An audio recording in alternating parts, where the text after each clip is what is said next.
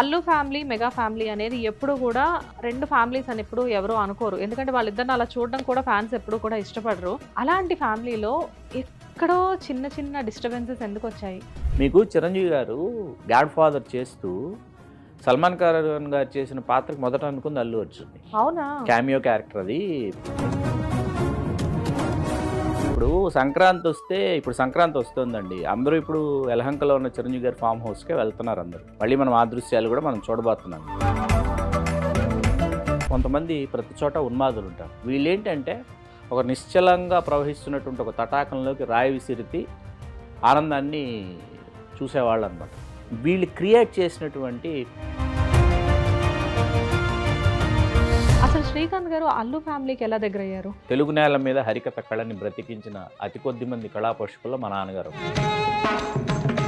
వాళ్ళు మా నాన్నగారిని సన్మానిద్దామని అక్కడికి పిలిపిస్తే అల్లు రామలింగయ్య గారు ముఖ్య అతిథి.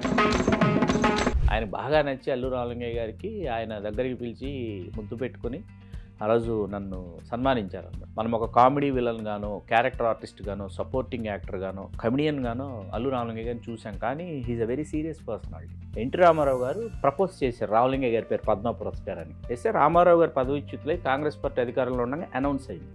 ఒక ఫ్రీడమ్ ఫైటరు, హోమియోపతి డాక్టరు, ఒక గీతా ఆర్ట్స్ ఫౌండరు, ఒక మానవతావాది, కొన్ని సంవత్సరాల పాటు రాజకీయ ఖైదీగా జైలు శిక్షలు అనుభవించిన వ్యక్తి, స్వాతంత్ర సమరయోధుడిగా. ఆయన ఒకసారి చొక్కా విప్పారండి. మీకు మొత్తం లాఠీ దెబ్బలు కనిపిస్తాయి. బ్రిటిష్ పోలీసులు కొట్టిన లాఠీలు. ఒకప్పుడు అల్లు అర్జున్కి ఇప్పుడున్న అల్లు అర్జున్కి అసలు సంబంధమే లేదు. ఒకప్పుడు అల్లు అర్జున్ అంటే చాలా జోవియల్ గా అలా ఉండే పర్సన్. వన్స్ మ్యారేజ్ అయిన తర్వాత why Allu Arjun completely changed. ఆ రోజు మొదటి రోజు పరిచయం అల్లు అర్జున్ గారు ఎలా ఉన్నారు, ఇవాళకి అదే అల్లు అర్జున్ గారు అలాగే ఉన్నారు. ఏమీ మారలేదు. కాకపోతే ప్రేక్షకులు ఆయనలో పుష్పాన్ని చూస్తారు.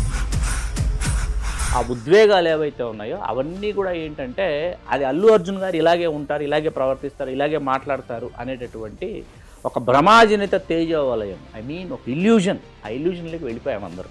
ప్రపంచ సినిమా చరిత్రలో మరొక సినిమా కళాకారుడు ఎవరూ పాత్రలు పోషించినటువంటి ఏకైక నటుడు ఎన్టీ రామారావు గారు. రామారావు గారు ఏంటంటే మీకు త్రిసమవదనం అంటారు. 360 degrees. త్రిసమవదనం అంటే పాలభాగము, నాసికము, చుబుకము. ఈ త్రిసమవదనం 360 degrees. మీరు ఏ యాంగిల్ పెట్టినా, ఏ ఫ్రేమ్ పెట్టినా అందగాడు ఎన్టీ రామారావు. యువతల పవన్ కళ్యాణ్ గారు పోటీ చేస్తున్న టైంలో అల్లు అర్జున్ గారు వేరే వైపు వెళ్ళి ప్రచారం చేయడం అనే దగ్గర నుంచి నెగిటివిటీ స్టార్ట్ అయింది జనాల్లో. శిల్పా రవిచంద్ర కిషోర్ రెడ్డి గారు నువ్వు అప్పుడు మాట ఇచ్చావు కాబట్టి నువ్వు రావాలి అని కోరడం జరిగింది. ఆ మాటకు కట్టుబడి ఆయన వెళ్ళారు. చిరంజీవి గారు game changer movie pre release ఫంక్షన్లో స్పీచ్ ఇచ్చారు. హీరో అవ్వగానే కాలర్ ఎగరేయడం కరెక్ట్ కాదు అని చెప్పారు. యాటిట్యూడ్ అనేది ఉండకూడదు అని చెప్పారు. ఈయన సీనియర్ అయితే ఏంటి, ఆయన సీనియర్ అయితే ఏంటి, ఈయన పెద్ద డైరెక్టర్ అయితే ఏంటి, ఆయన పెద్ద రైటర్ అయితే ఏంటి. నమస్తే, వెల్కమ్ టు హిట్ టీవీ. నేను శ్వేత. ఈరోజు నాతో పాటు ఉన్న గెస్ట్ చాలా స్పెషల్ గెస్ట్. అంటే ఇండస్ట్రీతో అనుబంధం ఉన్న చాలా కొద్దిమంది వ్యక్తులు.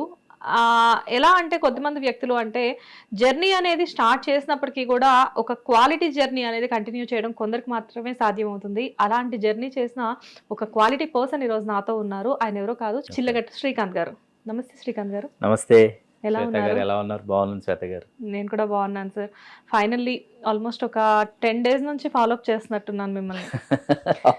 మీరు హైదరాబాద్లో లేకపోవడం, తర్వాత ఈ అల్లు ఫ్యామిలీ వివాదాలు, దాని తర్వాత మళ్ళీ మీరు కొంచెం ఏదో హెల్త్ కొంచెం బాగుండకపోవడం, ఏదో లైట్గా కోల్డ్ అదే అన్నా. ఫైనల్గా your came. Anyways, welcome to hit TV sir. చాలా సంతోషంగా ఉంది నాకు కూడా. ఎప్పుడెప్పుడు మీతో మాట్లాడాలా, హిట్ టీవీతో ఎప్పుడు కొన్ని జ్ఞాపకాలని పంచుకోవాలని నాకు కూడా అనిపించింది. ఈ మధ్య రెగ్యులర్గా హిట్ టీవీని నేను వాచ్ చేయడం జరిగింది. చేసిన తర్వాత ఖచ్చితంగా హిట్ టీవీలో నా జ్ఞాపకాలు ఉంటే బాగుంటుందని నాకే అనిపించింది, నా మటుకు నాకు. Thank you sir, thank you so much. You are welcome. So ఫైనల్గా అసలు ఫస్ట్ శ్రీకాంత్ గారి గురించి మాట్లాడదాం మనం. ష్యూర్. శ్రీకాంత్ గారు అనేసరికి అటు అల్లు ఫ్యామిలీకి, ఇటు మెగా ఫ్యామిలీకి చాలా సన్నిహితులు ఉన్న సంగతి ఇండస్ట్రీ మొత్తానికి తెలుసు. కాకపోతే ఏంటంటే మాకున్న కొద్దిపాటి క్యూరియాసిటీ కొద్ది నేను మిమ్మల్ని చిన్న విషయం అడుగుతాను. తప్పకుండా. అసలు శ్రీకాంత్ గారు అల్లు ఫ్యామిలీకి ఎలా దగ్గరయ్యారు? అలా దగ్గర అవడానికి కారణం 1994 December 22 గుంటూరు జిల్లా తెనాలిలో అల్లు రామలింగయ్య గారు ముఖ్య అతిథి. హరికథ కళాకారులందరూ కలిసి వాళ్ళ ఒక అద్భుతమైన కార్యక్రమాన్ని నిర్వహించుకుంటూ మా నాన్నగారిని ఒక విశిష్ట అతిథిగా అక్కడికి ఆహ్వానించారు. తెలుగు నేల మీద హరికథ కళని బ్రతికించిన అతి కొద్ది మంది కళాపోషకుల్లో మా నాన్నగారు ఒకరు. హ్మ్. ఆయన సోమేశ్వర స్వామి దేవస్థానం అని చిత్తూరు జిల్లా మదనపల్లి, ప్రస్తుతం అన్నమయ్య జిల్లా అంటారు. ఆయనకి 30 సంవత్సరాలు చైర్మన్. ఏ హరికథ కళాకారుడైనా మదనపల్లికి రాకుండా, మా ఇంట్లో భోంచేయకుండా, మా మదనపల్లిలో హరికథ చెప్పకుండా వెళ్ళేవారు కాదు. హ్మ్. అందుకని వాళ్ళు మా నాన్నగారిని సన్మానిద్దామని అక్కడికి పిలిపిస్తే నేను కూడా మా నాన్నగారితో కలిసి, వాళ్ళందరూ కూడా నన్ను వరుసలో పెట్టి అల్లుడు అల్లుడు అని పిలిచేవాళ్ళు. నేను అత్తయ్య మామయ్య అని తిరుగుతూ ఉండేవాళ్ళం. తీసుకెళ్లారు. అల్లు రామలింగయ్య గారు ముఖ్య అతిథి. ఓకే. ఆ రోజు నేను బయట ప్రాంతం నుంచి వచ్చాను కాబట్టి అక్కడ ఆ కార్యక్రమాన్ని నడిపించే బాధ్యత నా మీద పెట్టారు. హ్మ్. పెట్టిన తర్వాత నేను వ్యాఖ్యానం చేయటం అది అల్లు రామలింగయ్య గారికి బాగా నచ్చింది. ఓ, అప్పట్లోనే మీరు వ్యాఖ్యానం. ఆ వ్యాఖ్యానం ఆయన బాగా నచ్చి అల్లు రామలింగయ్య గారికి ఆయన దగ్గరికి పిలిచి ముద్దు పెట్టుకుని ఆ రోజు నన్ను సన్మానించారనమాట. ఎంతుంటారా? లేదు, నేను 19, I'm age of 19. Too young. Last teen అనమాట. అది జరిగిన తర్వాత ఏంటంటే ఆ రోజు అల్లు రామలింగయ్య గారి స్పీచ్ ఉన్న తర్వాత నాకు అనిపించింది ఏంటంటే అప్పటిదాకా మనం స్క్రీన్ మీద చూసిన అల్లు రామలింగయ్య గారు వేరు. It's different personality. మనం ఒక కామెడీ విలన్ గానో, క్యారెక్టర్ ఆర్టిస్ట్ గానో, సపోర్టింగ్ యాక్టర్ గానో, కమెడియన్ గానో అల్లు రామలింగయ్య గారిని చూసాం. కానీ he is a very serious personality. ఆయన విట్టిగా ఉంటారు, జోక్స్ కట్ చేస్తారు, అన్నీ ఉంటాయి. కానీ ఆయన ఒక ఫ్రీడమ్ ఫైటరు, ఇవన్నీ తెలిసింది ఆ రోజున. అంతకుముందు అంతగా తెలియదు నాకు.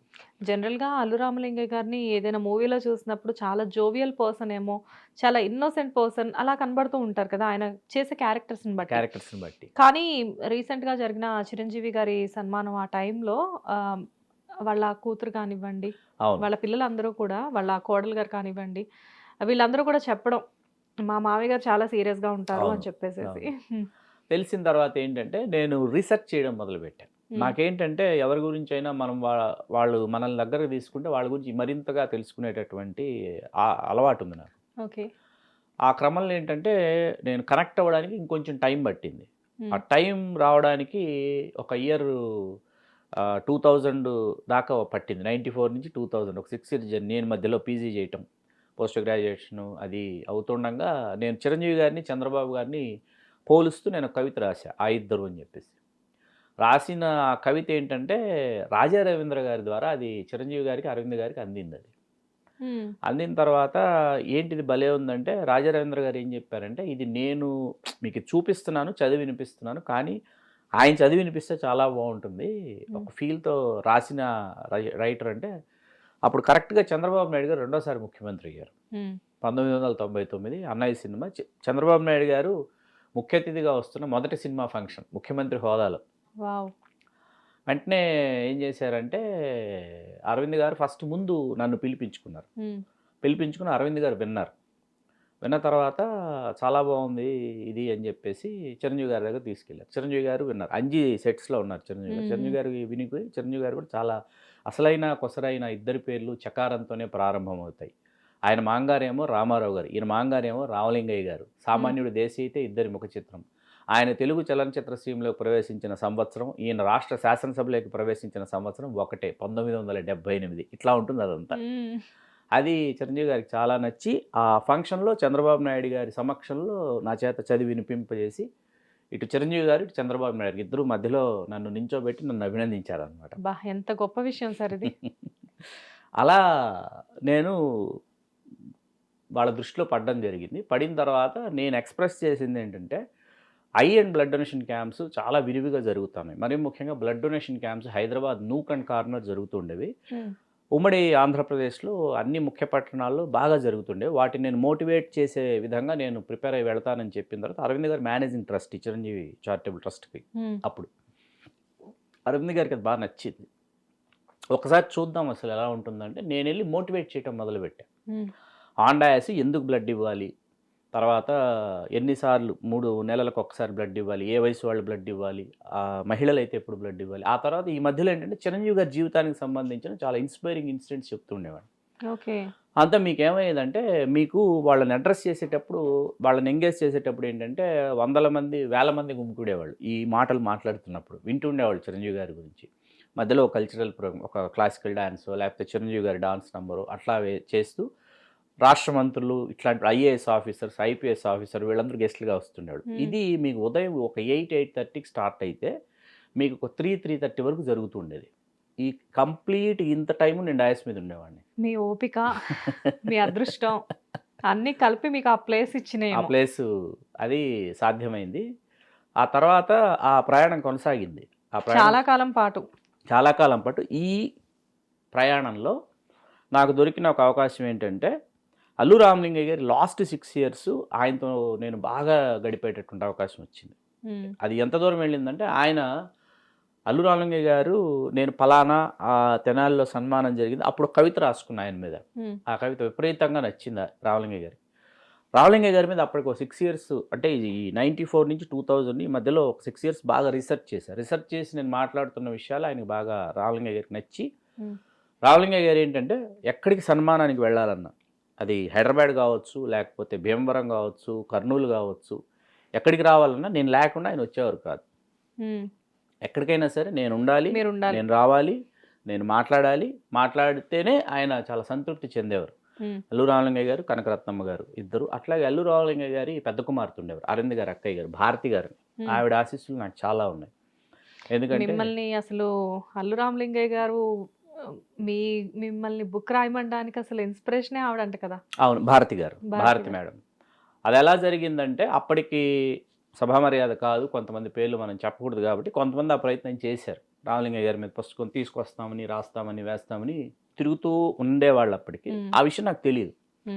నేను బాగా అంటే డాడీ సినిమా షూటింగ్ టైంలో మన తాజ్ బంజారాలో షూటింగ్ జరుగుతుంటే అరవింద్ గారిని కలిసి నేను ఎక్స్ప్రెస్ చేశాను, నాన్నగారి మీద పుస్తకం తీసుకొద్దాం అనుకుంటున్నానంటే ఆయన ఏం ఆన్సర్ చేయకుండా పాట రాయమని అడిగారు. ఆయన పాట రాస్తావా అని అడిగారు సినిమాకి.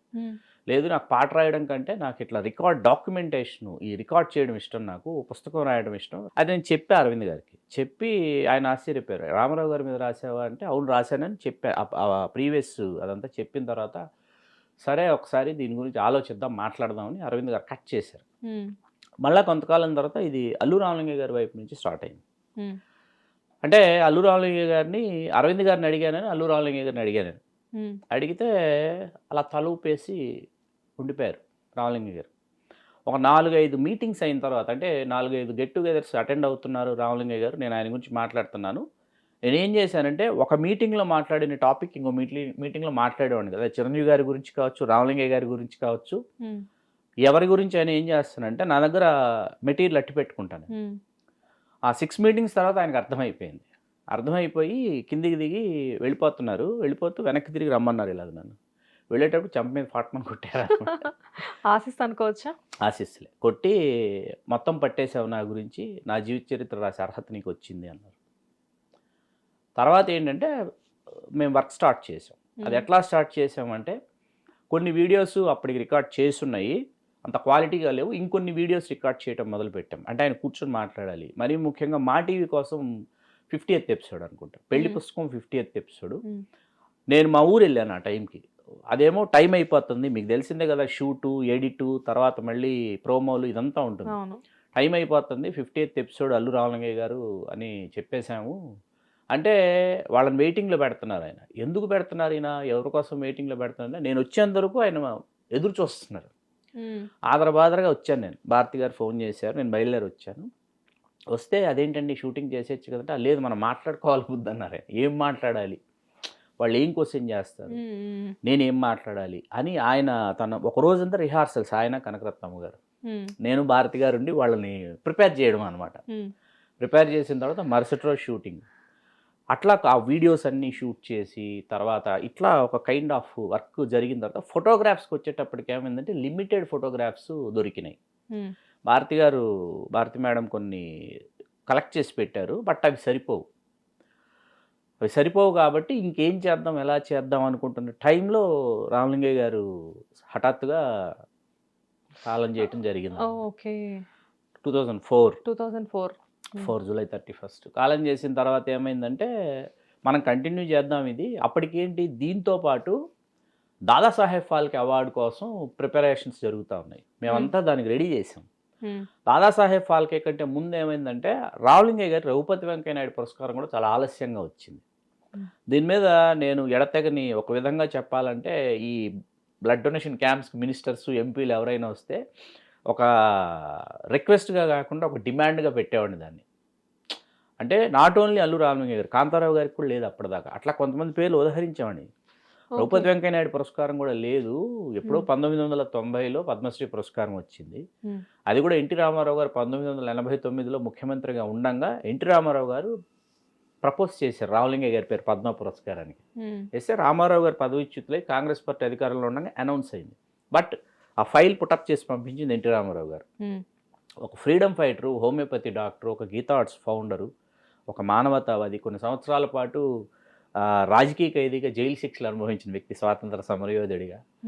ఆయన ఒకసారి చొక్కా విప్పారండి. మేము రాజమండ్రిలో సన్మానం అయ్యి ఆనంద్ రీజెన్సీ హోటల్కి వచ్చిన తర్వాత ఇది ఉంటుంది కదా, ఇది తీశారు. ఇలా తీసి ఆ బనియన్ అది ఉంటుంది, మీకు మొత్తం లాఠీ దెబ్బలు కనిపిస్తాయి. మీకు బ్రిటిష్ బ్రిటిష్ పోలీసులు కొట్టిన లాఠీలు అనమాట. రాజకీయ ఖైదీని పట్టుకుని తీసుకెళ్లేటప్పుడు, అరెస్ట్ చేసేటప్పుడు కొట్టి లాఠీ దెబ్బలు చూపించారు అల్లు రామలింగయ్య గారు. నేను అడిగా ఏంటండి కమిలిపోయినట్టు ఉన్నాయంటే బ్రిటిష్ పోలీసులు కొట్టిన లాఠీ. కానీ అసలు ఎవ్వరు ఈ విషయం చాలా మంది తెలియదు. అసలు ఆయన ఒక ఫ్రీడమ్ ఫైటర్ అన్న సంగతి ఇప్పుడు నేను ఫస్ట్ టైం వింటున్నాను. అవును, ఆయన మద్రాసు, కడలూరు ఇక్కడ జైల్లో ఉన్నారు. రాజకీయ ఖైదీగా ఉండేవారు. తర్వాత హోమియోపతి డాక్టర్, 39 ఇయర్స్కి ప్రాక్టీషనర్ అనమాట. ఆయన హోమియోపతి ఎగ్జామ్ రాశారు. 40 ఇయర్స్ అని చెప్పి సర్టిఫికేట్ తీసుకొచ్చేస్తే ఎంట్రన్స్ ఎగ్జామ్ ఉంటుందండి. ఆ ఎంట్రన్స్ ఎగ్జామ్ లేకుండానే మీకు సర్టిఫికేట్ ఇచ్చేస్తాంటే, లేదు నాకు 39 ఇయర్స్ నేను ఎగ్జామ్ రాస్తానని రాశారు. ఆయన రాసి పాస్ అయ్యారు. పాస్ అయ్యి ఆ సర్టిఫికేట్ తీసుకుని ఇంటికి వెళ్ళి చూపించారంట అందరికీ.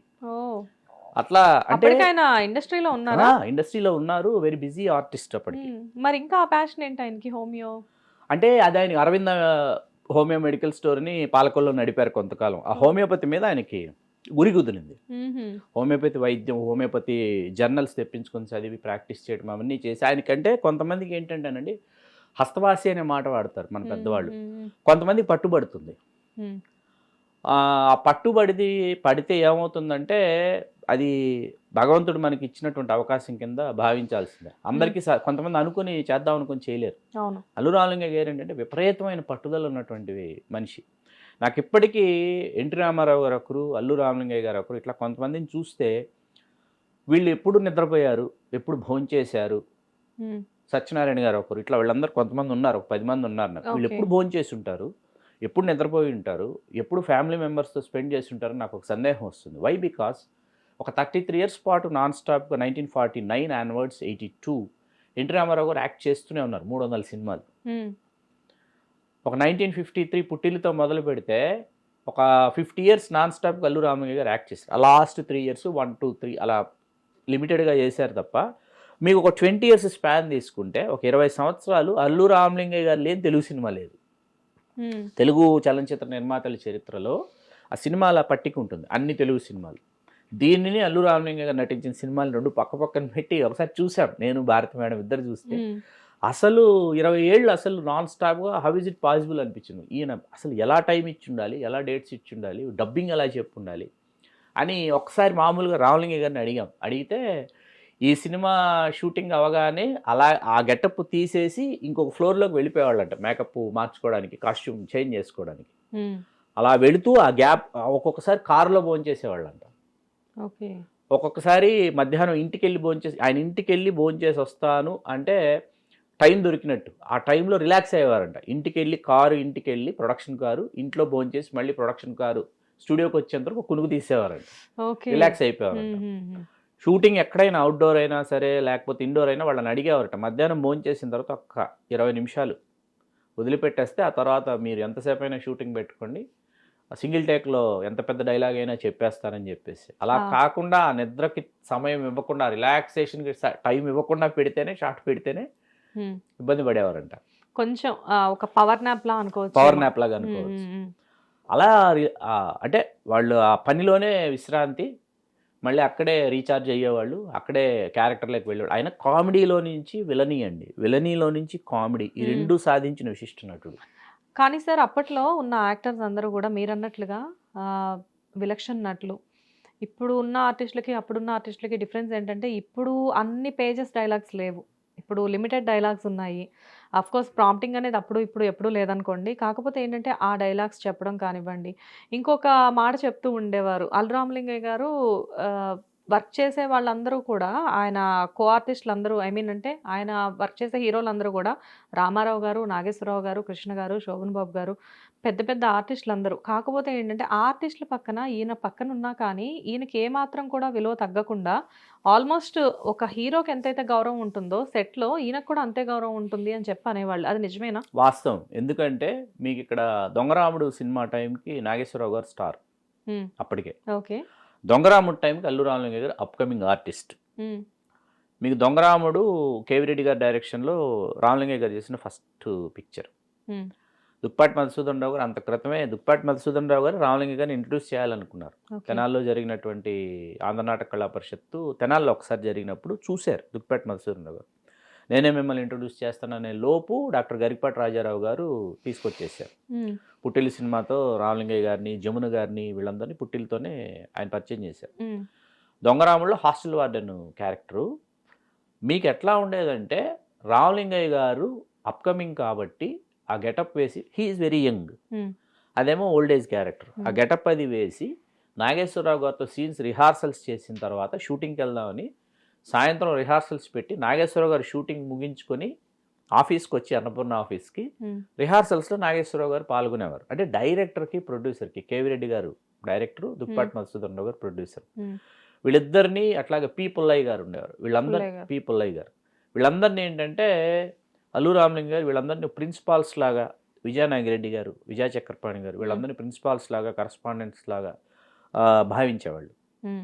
భావించి ఆ భయభక్తులు, శ్రద్ధాశక్తులు ఇవన్నీ కూడా వాళ్ళల్లో ఆ క్రమశిక్షణ ఉంది కాబట్టి అన్ని అద్భుతమైనటువంటి పాత్రలు తెలుగు సినిమా చరిత్రలో కాదు ప్రపంచ సినిమా చరిత్రలో ఎన్టీ రామారావు గారు, ఎస్వి రంగారావు గారు తక్కువ సినిమాలు చేసినప్పటికీ ఎస్వి రంగారావు గారు, అల్లు రామలింగయ్య గారు, కైకాల సత్యనారాయణ గారు, గుమ్మడి వెంకటేశ్వరరావు గారు వీళ్ళు చేసినటువంటి అత్యద్భుతమైన పాత్రలు. దానికి కొనసాగింపుగా కైకాల సత్యనారాయణ గారు 800 సినిమాలు, ఒక 10 మంది ఆర్టిస్టులు ఉన్నారండి. హ్మ్. సావిత్రి గారి గురించి మనం పదే పదే పదే పదే మాట్లాడుకుంటాం. హ్మ్. ఎందుకు మాట్లాడుకుంటామంటే సావిత్రి గారు అతి పిన్న వయసులో ఆవిడ కాలం చేయటం ఒకటి. 44-45 సంవత్సరాల వయసులో ఆవిడ కాలం చేశారు. అవును. తర్వాత ఏంటంటే ఆవిడ last 2 years 3 years very painful ఆ! ఇది కాబట్టి ఒక సానుభూతిలో నుంచి మహానటి అనే మాటకి ఆవిడే తిరుగులేని నిర్వచనం. నిర్వచనం రండి. అయితే 300 పైచిలుకు సినిమాలు చేసిన మరొక తెలుగు నటి గురించి మనం మాట్లాడుకోము. ఆవిడ సహజ నటి జయసుధ గారు. హ్మ్. ఆవిడ కంటే గొప్ప పాత్రలు ఈవిడ చేశారు. హ్మ్. ఆవిడ కంటే ఎక్కువ సినిమాలు ఈవిడ చేశారు. ఈవిడ ఇంకా మన కళ్ళ ముందే ఉన్నారు కాబట్టి మనం పద్మ అవార్డులకి, రఘుపతి వెంకయ్యనాయుడు అవార్డులకి వీళ్ళకి అర్హత ఉన్నా కూడా అర్హత లేదు అన్నంత దీనిలో భావిస్తూ ఉంటాం. ఇది నా వ్యక్తిగత ఎందుకు సార్ అభిప్రాయం. అది? అంటే అది ఎందుకు వస్తుందంటే మహాకవి శ్రీశ్రీ గారు ఒక మాట చెప్పారు. హ్మ్. ఆయన ఏమన్నారంటే ఆంధ్రదేశంలో అప్పటికి ఆయన చెప్పినప్పటికీ గొప్పవాళ్ళు కావాలంటే ఏం చేయాలి అని అడిగారు. ఏం చేయాలి అన్నారు. అందరూ చచ్చిపోవాలని చెప్పాడు ఆయన. అదేంటి సార్? అవును, ఆంధ్రదేశంలో చచ్చిపోతే వాడు చాలా గొప్పవాడి కింద లెక్క. అప్పుడు గుర్తిస్తారు వాడిని, వీడు చాలా గొప్పవాడు, అలా చేశాడు ఇలా చేశాడు అని అంటారు మహాకవి ఇది శ్రీశ్రీ గారు. నిజంగానే పెద్దవాళ్ళు చాలా మంది ఇళ్లల్లో చనిపోయిన తర్వాత అప్పట్లో మహానుభావుడు అప్పట్లో అలా ఉండేవాళ్ళు ఇలా ఉండేవాళ్ళు అని చాలా మంది అవును. గురించి చెప్తారు. ఇండస్ట్రీలో కూడా ఎంతో మంది కాలం చేసిన తర్వాత వాళ్ళ గొప్పతనాలు వెలుగులోకి వస్తూ ఉంటాయి. అవును. హ్మ్. అలాగా తర్వాత ఏంటంటే అరమరికలు లేనటువంటి రోజులు అవి. ఏది రంగారావు గారు పెద్ద ఆర్టిస్ట్ కావచ్చు, రామారావు గారు, నాగేశ్వరరావు గారు స్టార్ హీరోలు కావచ్చు. అయితే ఏంటంటే ఒక క్యారెక్టర్లకు వెళ్ళేటప్పటికి రామారావు గారికి, రామలింగయ్య గారికి ఏజ్ డిఫరెన్స్ ఎంతో తెలుసా మీకు? 1 year. 1922 రామలింగయ్య గారు, 1923 రామారావు గారు. రామారావు గారు రామలింగయ్య గారు చాలా పెద్దవారిగా భావించి గౌరవించేవారు. 1 year డిఫరెన్స్, 1 year పెద్ద, చాలా పెద్దవారి కింద ట్రీట్ చేసేవారు రామారావు గారు. ఇవన్నీ నేను రికార్డ్ చేశాను రామలింగయ్య గారిని కూర్చోబెట్టి. అది ఎలా ఉంటుందంటే రామారావు గారి ప్రతి సినిమాలో రామలింగయ్య గారికి వేషం ఉంటుంది. NIT national art Maximum. Theatres ప్రతి సినిమాలో వేషం ఉంటుంది. బాగా ఇష్టం రామారావు గారికి. మరీ ముఖ్యంగా మీకు హిజ్రా పాత్ర వేశారు మన రామలింగయ్య గారు. రామారావు గారు మంగమ్మ శపథం ఒకటి, గోపాలుడు భూపాలుడు, టు బీ కంటిన్యూడ్ లాగా ఉంటాయి 2 క్యారెక్టర్స్. అందరూ మాడాగారిని అనుకుంటారు కానీ మాడాగారి కంటే ముందు రామలింగయ్య గారు ఈ పాత్రలు వేశారు. వేసి ప్రాణప్రతిష్ఠ చేశారు. వాటి చేసి ఆయన విలక్షణ నటుడు అని ఎందుకన్నామంటే ఆ పాత్ర పోషించిన తర్వాత ఆ పాత్రలోంచి వెంటనే వెలుపలికి వస్తారు. వెలుపలికి వచ్చేసి తర్వాత పాత్ర ఏంటి, తర్వాత సినిమా ఏంటి, తర్వాత ఆహార్యం మీన్స్ మేకప్. మేకప్ ఏంటి, ఆ క్యారెక్టర్లకి ట్రాన్స్ఫార్మ్ అయ్యేవారు. ఇక్కడ రామలింగయ్య గారు చేసిన ఒక 1000 సినిమాల్లో 200 సినిమాల్లో ఆయన పూజారి పాత్రలు, పురోహితుడి పాత్రలు వేశారు. 200+. దేనికి ఒకదానికి మరొకదానికి సంబంధం ఉండదు ఈ 200. Okay, very serious. I'm not blaming, I'm not joking. లేదు సార్, నేను జస్ట్ థింకింగ్ అంతే. దేనికి మీరు పుట్టిల్లులో చేసింది శాస్త్రుల పాత్ర అయినా, ఆ ఫోటోగ్రాఫ్ ఉంది నా దగ్గర. గ్యాంగ్ లీడర్ వరకు తీసుకుంటే, మీరు గ్యాంగ్ లీడర్ వరకు తీసుకుంటే ఏంటంటే ఇన్ని సంవత్సరాలకు 200 సినిమాల్లో ఆ క్యారెక్టర్ చేస్తే ఒక పాత్రకి ఇంకో సినిమాల పాత్రకి సంబంధం ఉండదు. అలా చేయడం ఎలాగా అనేది అర్థం కాదు, మనకు అంతుబాటదు. అంటే ఒక నటుడిలో ఎంతో విషయం ఉంటే తప్ప, తెలుగు సినిమా పరిభాషలో చెప్పాలంటే సరుకుంటే తప్ప సాధ్యం కాదు. ట్రాన్స్ఫర్మేషన్ అనమాట. ఆ క్యారెక్టర్స్ ట్రాన్స్ఫర్మేషన్ అనేది తెలిసినటువంటి ఆర్టిస్టులు. సత్యనారాయణ గారు ఉన్నారు, 800 సినిమాలు చేశారు. 800 సినిమాలు చేసేటటువంటి కెపాసిటీ వాళ్ళకి ఎవరు ఇచ్చారంటే వాళ్ళల్లో ఒక తెలియని జ్వాల ఉంటుంది. ఈ పాత్రను ఏం చేస్తే ఎలా ఉండాలంటే వాళ్ళల్లో ఒక జ్వాల ఉంటుంది అనమాట. అది కనిపించదు ఆ జ్వాల వాళ్ళకి మాత్రమే కనిపిస్తుంది. ఓకే, ఆ పాత్ర వాళ్ళని వెతుక్కుంటూ వచ్చినప్పుడు వాళ్ళల్లో ఉన్నటువంటి ప్రతిభ మొత్తం వాళ్ళు బయటకి అప్పన్న క్యారెక్టర్ అప్పిగాడు ఏది మూగ మనసులు, అప్పటిదాకా ఆయనకి స్టార్డమ్ రాలా. స్టార్డమ్ ఇన్ సెన్స్ ఏంటంటే క్యారెక్టర్స్ చేస్తున్నారు, బ్రహ్మాండమైన క్యారెక్టర్స్ పడుతున్నాయి. తెలుగు సినిమా స్వర్ణయుగంలో చెప్పుకోదగ్గ అన్ని సినిమాల్లో రామలింగయ్య గారు ఉంటారు. మూగ మనసులు 1963 to 64 ఆ టైంలో ఏమైందంటే ఆ సినిమాలో చేసిన ఆ క్యారెక్టర్తో ఆయన రేంజ్ పెరిగింది. 2500 రూపీస్ ఉన్నటువంటి రెమ్యూనరేషన్ కాస్త 5000 అయింది. రామలింగయ్య గారు హైయెస్ట్ రెమ్యూనరేషన్ ఎంతో తెలుసా మీకు? ఒక సినిమాకి 1 lakh. ఎప్పుడు సార్? కళ్యాణ్ రాముడు సినిమాకి 1 lakh. ఓకే, అంతే. సినిమాకి డే క్యాల్షీట్లు డైలీ కాదు. ఆ 5000, 10,000, 10,000, 15,000, 20, 25, 35, 50 అలా గ్రాడ్యువల్గా. గీతా ఆర్ట్స్ ఎప్పుడు స్టార్ట్ అయింది సార్ అసలు? గీతా ఆర్ట్స్ 1972 వాళ్ళు ఆ ప్రిపరేషన్ చేసుకున్నారు. 1972 ఆన్వర్డ్ స్టార్ట్ చేస్తే 74కి సినిమా వచ్చింది మీకు. ఓకే, 72 నుంచి ఉంది ప్రిపరేషను గీతా ఆర్ట్స్లో చెయ్యాలని చెప్పేసి. ఆఫీస్ అది 72లో తీసుకోవడం జరిగింది. 74 కల్లా బంట్రోత్ బారితో దాసనారాయణరావు గారు, చలంగారు హీరో, కృష్ణరాజు గారు, విజయ నిర్మల గారు వాళ్ళతో ఆ సినిమా చాలా పెద్ద హిట్. దాని తర్వాత దేవుడే దిగి వస్తే అగైన్ దాసనారాయణరావు గారు మరొక back to back hits Dasari గారు గీతా ఆర్ట్స్కి ఇచ్చారు. కమల్ హాసన్ గారు, రజనీకాంత్ గారు యాక్ట్ చేశారు తెలుసా మీకు గీతా ఆర్ట్స్లో? ఇద్దరు కలిసి తెలుసు. ఎత్తుకు పై ఎత్తున ఒక సినిమా బైలింగ్వెల్ చేశారు, ఇద్దరు చేశారు. కాకపోతే ఆ సినిమా గీతా ఆర్ట్స్ అని చెప్పేసి జనాలకు మొన్నటి దాకా తెలియదు. అప్పట్లో గీతా ఆర్ట్స్ అంటే నిజం చెప్పాలంటే అంత గొప్ప పేరు లేదు అని చెప్పేసి అనేవాళ్ళు. కాకపోతే ఇప్పుడు గీతా ఆర్ట్స్ అంటే ఒక సెన్సేషన్. వాళ్ళిద్దరూ కలిపి అప్పట్లోనే గీతా ఆర్ట్స్ లో చేశారు అని చెప్పేసి ఇప్పుడు తెలియడం ఇంకో సెన్సేషన్. రజనీకాంత్ గారు సూపర్ స్టార్ అయిన తర్వాత తమిళ్లో అరవింద్ గారు అత్తకెమ్మడ మాకెమ్మగుడు రీమేక్ చేశారు. పెద్ద హిట్, చాలా పెద్ద హిట్ అది కూడా. సూపర్. అయితే ఇక్కడ చిరంజీవి గారి గురించి కూడా వచ్చింది కాబట్టి అందరిలా నేను కామన్గా అడగను ఇక్కడ ఎవరు ఎక్కువ ఎవరు తక్కువ అని చెప్పేసి. కాకపోతే ఏంటంటే ఆ టాపిక్స్ అన్ని మీరు ఇంతకుముందు ఇంటర్వ్యూస్లో చెప్పేసి ఉన్నారు, బట్ పీపుల్కి కూడా తెలుసు కాబట్టి నేను దాని గురించి మాట్లాడను. కాకపోతే ఏంటంటే జనాలందరికీ ఉన్న ఒక డౌట్ని మాత్రం మీరు క్లారిఫై చేయాలి. అల్లు ఫ్యామిలీ, మెగా ఫ్యామిలీ అనేది ఎప్పుడు కూడా 2 ఫ్యామిలీస్ అని ఎప్పుడు ఎవరు అనుకోరు. ఎందుకంటే వాళ్ళిద్దరిని అలా చూడడం కూడా ఫ్యాన్స్ ఎప్పుడు కూడా ఇష్టపడరు. అఫ్కోర్స్ వాళ్ళు కూడా ఏదున్నా కానీ బావబామర్దులు ఇద్దరు కూడా ఒక రకంగా చెప్పాలి అంటే నాగబాబు గారు, పవన్ కళ్యాణ్ గారు, అల్లు అరవింద్ గారు, చిరంజీవి గారు నలుగురు ఒకటే అని చెప్పేసి అనుకుంటారు. అలాంటి ఫ్యామిలీలో ఎక్కడో చిన్న చిన్న డిస్టర్బెన్సెస్ ఎందుకు వచ్చాయి? ఏం డిస్టర్బెన్సెస్ అని మనం అనుకోవాలి? ఏం డిస్టర్బెన్సెస్ అంటే నిజం చెప్పాలంటే వాళ్ళ ఇంటికి వెళ్ళి మేము చూసింది లేదు, వాళ్ళు ఏం మాట్లాడుకున్నారో మేము విన్నది లేదు. కానీ బయట రూమర్స్ ఇన్ని సంవత్సరాల నుంచి లేని రూమర్స్ ఇప్పుడు ఎందుకు క్రియేట్ అయ్యాయి? చాలా మంచి ప్రశ్న, చాలా గొప్ప ప్రశ్న మీరు వేసింది. మనం దూరం నుంచి చూస్తే మనకేమనిపిస్తుందంటే ఎక్కడో ఏదో స్పష్టమైన విభజన రేఖ ఉందేమో అని అనిపిస్తుంది. దీనికి అరవింద్ గారు ఆలీ గారికి ఇచ్చిన సమాధానం ఏంటంటే, ఆలీతో సరదాగా సమయంలో ఆరోగ్యకరమైనటువంటి ఒక పోటీ ఉంది. ఆరోగ్యకరమైనటువంటి పోటీ. ఆరోగ్యకరమైన పోటీలు ఏంటంటే ఒక పాత్ర ఒకరిని వెతుక్కుంటూ వెళ్ళిన పాత్ర ఇంకొకరికి రావచ్చు, ఒకరిని వెతుక్కుంటూ వెళ్ళిన ప్రాజెక్ట్ ఇంకొకరికి రావచ్చు, అద్భుతాలు సృష్టిస్తుంది అనుకున్నది అద్భుతాలు సృష్టించకపోవచ్చు, ఏంటోలే ఇది ఒకలాగుందనేది అద్భుతాలు సృష్టించవచ్చు. ఇట్లా రకరకాల ఫేజెస్ ఉంటాయి. ఆ ఫేజెస్లో ఏమవుతుందంటే ఎవరు ఎక్కువ ఎవరు తక్కువ అంటే ఇక్కడ ఎవరు ఎక్కువ కాదు, ఎవరు తక్కువ కాదు. అందరూ సమానమే. వై? బికాస్ ఇప్పుడు నాలోని ఒక విశ్లేషకుని నేను బయటికి తీసుకొస్తా. అభిమానాన్ని చరిత్రకారులు కదా మీరు. అభిమానం అనేది కాసేపు పక్కన పెట్టి నాలోని ఒక విశ్లేషకుని నేను బయటికి తీసుకొస్తా. చరిత్రకారుని కాబట్టి, చరిత్ర పరిశోధనలో ప్రయాణం చేస్తున్న వాడిగా మీకు ఇక్కడ ఎంత బాగలేదు అని ప్రేక్షకులకు తెలిసిందనుకోండి, ఎవరి సినిమా అయినా చూడనటువంటి ఒక తరంలో ఉన్నాం మనం. బాగోలేదు అంటే ఎవరి సినిమా అయినా చూడనటువంటి ప్రేక్షకులు.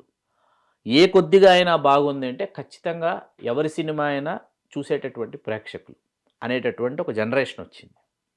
ఎందుకు వచ్చింది? కోవిడ్ కావచ్చు, ఓటీటీ ప్లాట్ఫామ్స్ రావటం కావచ్చు, అట్లాగే గ్లోబలైజేషన్ కావచ్చు. ఇవన్నీ ఏం చేశాయంటే ప్రపంచ భాషల్లో ఉన్నటువంటి అన్ని సినిమాల్ని మన మాతృభాషలోకి తీసుకొచ్చేసాయి. మీకు అర్థమవుతుంది కదా? అర్థమైంది. ఒక క్లిక్ దూరంలో మనం ఇవాళ మన ఇంట్లో డ్రాయింగ్ రూమ్లో కూర్చుని మన ప్రతి ఒక్కరి ఇంటి డ్రాయింగ్ రూమ్ ఇవాళ హోమ్ థియేటర్గా మారిపోయింది. ఈ నేపథ్యంలో ఒక క్లిక్ దూరంలో ప్రపంచ భాషల్లో ఉన్న సినిమాలన్నీ కూడా మన మాతృభాషలో మనకు అందుబాటులో ఉంటున్న నేపథ్యంలో దీనికి మించి మించి మించి మీరు ఎక్కడో ఆలోచించాలి. ఆ ఆలోచించే క్రమంలో ఏమవుతుందంటే ఒక్కొక్కసారి అద్భుతాలు ఆవిష్కారం అవుతాయి, ఒక్కొక్కసారి తప్పటడుగులు పడతాయి.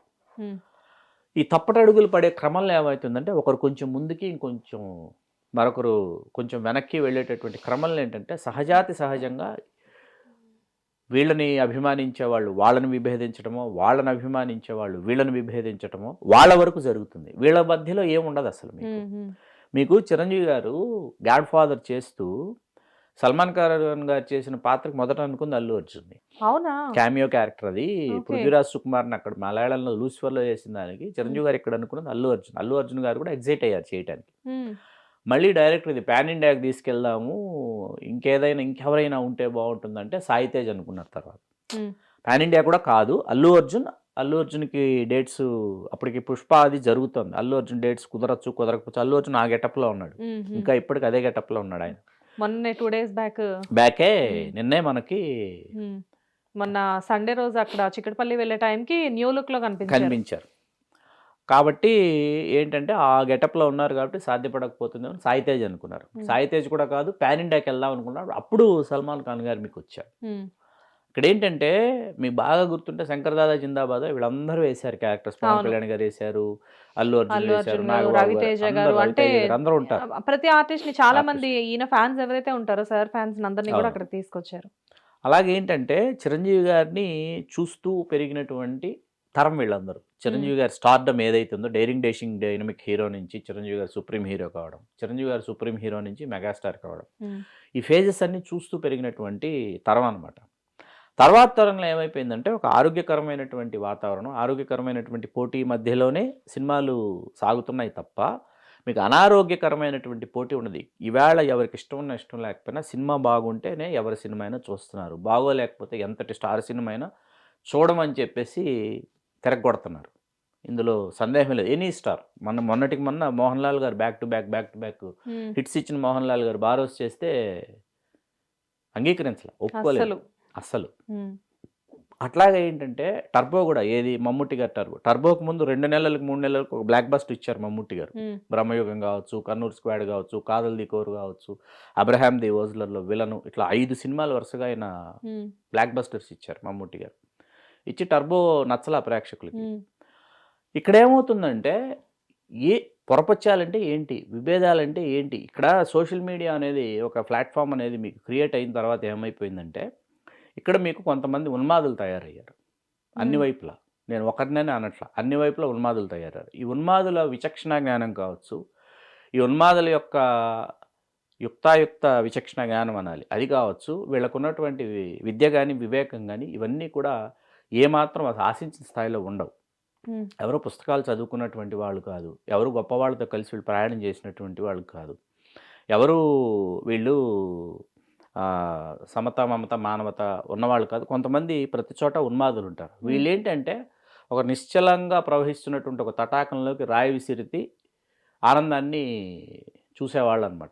వీళ్ళు క్రియేట్ చేసినటువంటి క్రూయల్ అండ్ ఆల్సో కుక్కుడు స్టోరీస్ కొన్ని ఉంటాయి. ఇవి మీకు ఏమైపోతుందంటే నెగిటివ్ అనేది మీకు ఎక్కువ ప్రచారంలోకి వస్తుంది. చాలా బాగుంటుంది నెగిటివ్గా మాట్లాడుకోవడం, నెగిటివిటీని స్ప్రెడ్ చేయడం అనేది చాలా బాగుంటుంది. ఈ నెగిటివిటీ స్ప్రెడ్ చేయటంలో ఏమైపోతుందంటే వాళ్ళకు ఒక తెలియని ఆనందం ఉంటుంది. నేను అందరిని అంటున్నాను, దానివల్ల వీళ్ళకి వచ్చే ఇక్కడ మీకు దీనిని చేరవేసే వాళ్ళు కొంతమంది ఉంటారు, ఇది నిజమేమోనని అనిపించేటటువంటివి కొన్ని ఉంటాయి.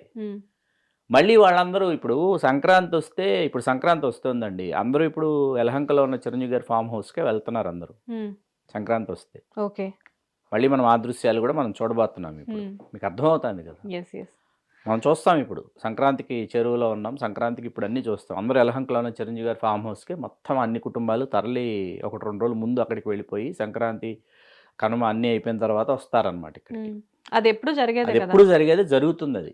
ఇప్పుడు ఆ దారిలో ఏంటంటే ఎవరి దారిలో ఎవరి కెరీర్ని వాళ్ళు ఎంచుకుని వెళ్తున్నప్పుడు మీకు ఇక్కడ కనీవి నేరుగని ఒక విస్ఫోటనం లాంటి విజయం ఏంటి అంటే పుష్ప అనమాట. పుష్ప కనిపిస్తుంది. దీన్ని రీచ్ కావాలి అంటే ఎనీ హీరో మూవీ రీచ్ అయితే బాగుంటుంది. ఏ హీరో సినిమా అయినా అది రీచ్ కావాలి, వెంటనే ఎంత తొందరగా బద్దలు కొట్టేస్తే అంత బాగుంటుందని అల్లు అర్జున్ గారు చెప్పారు.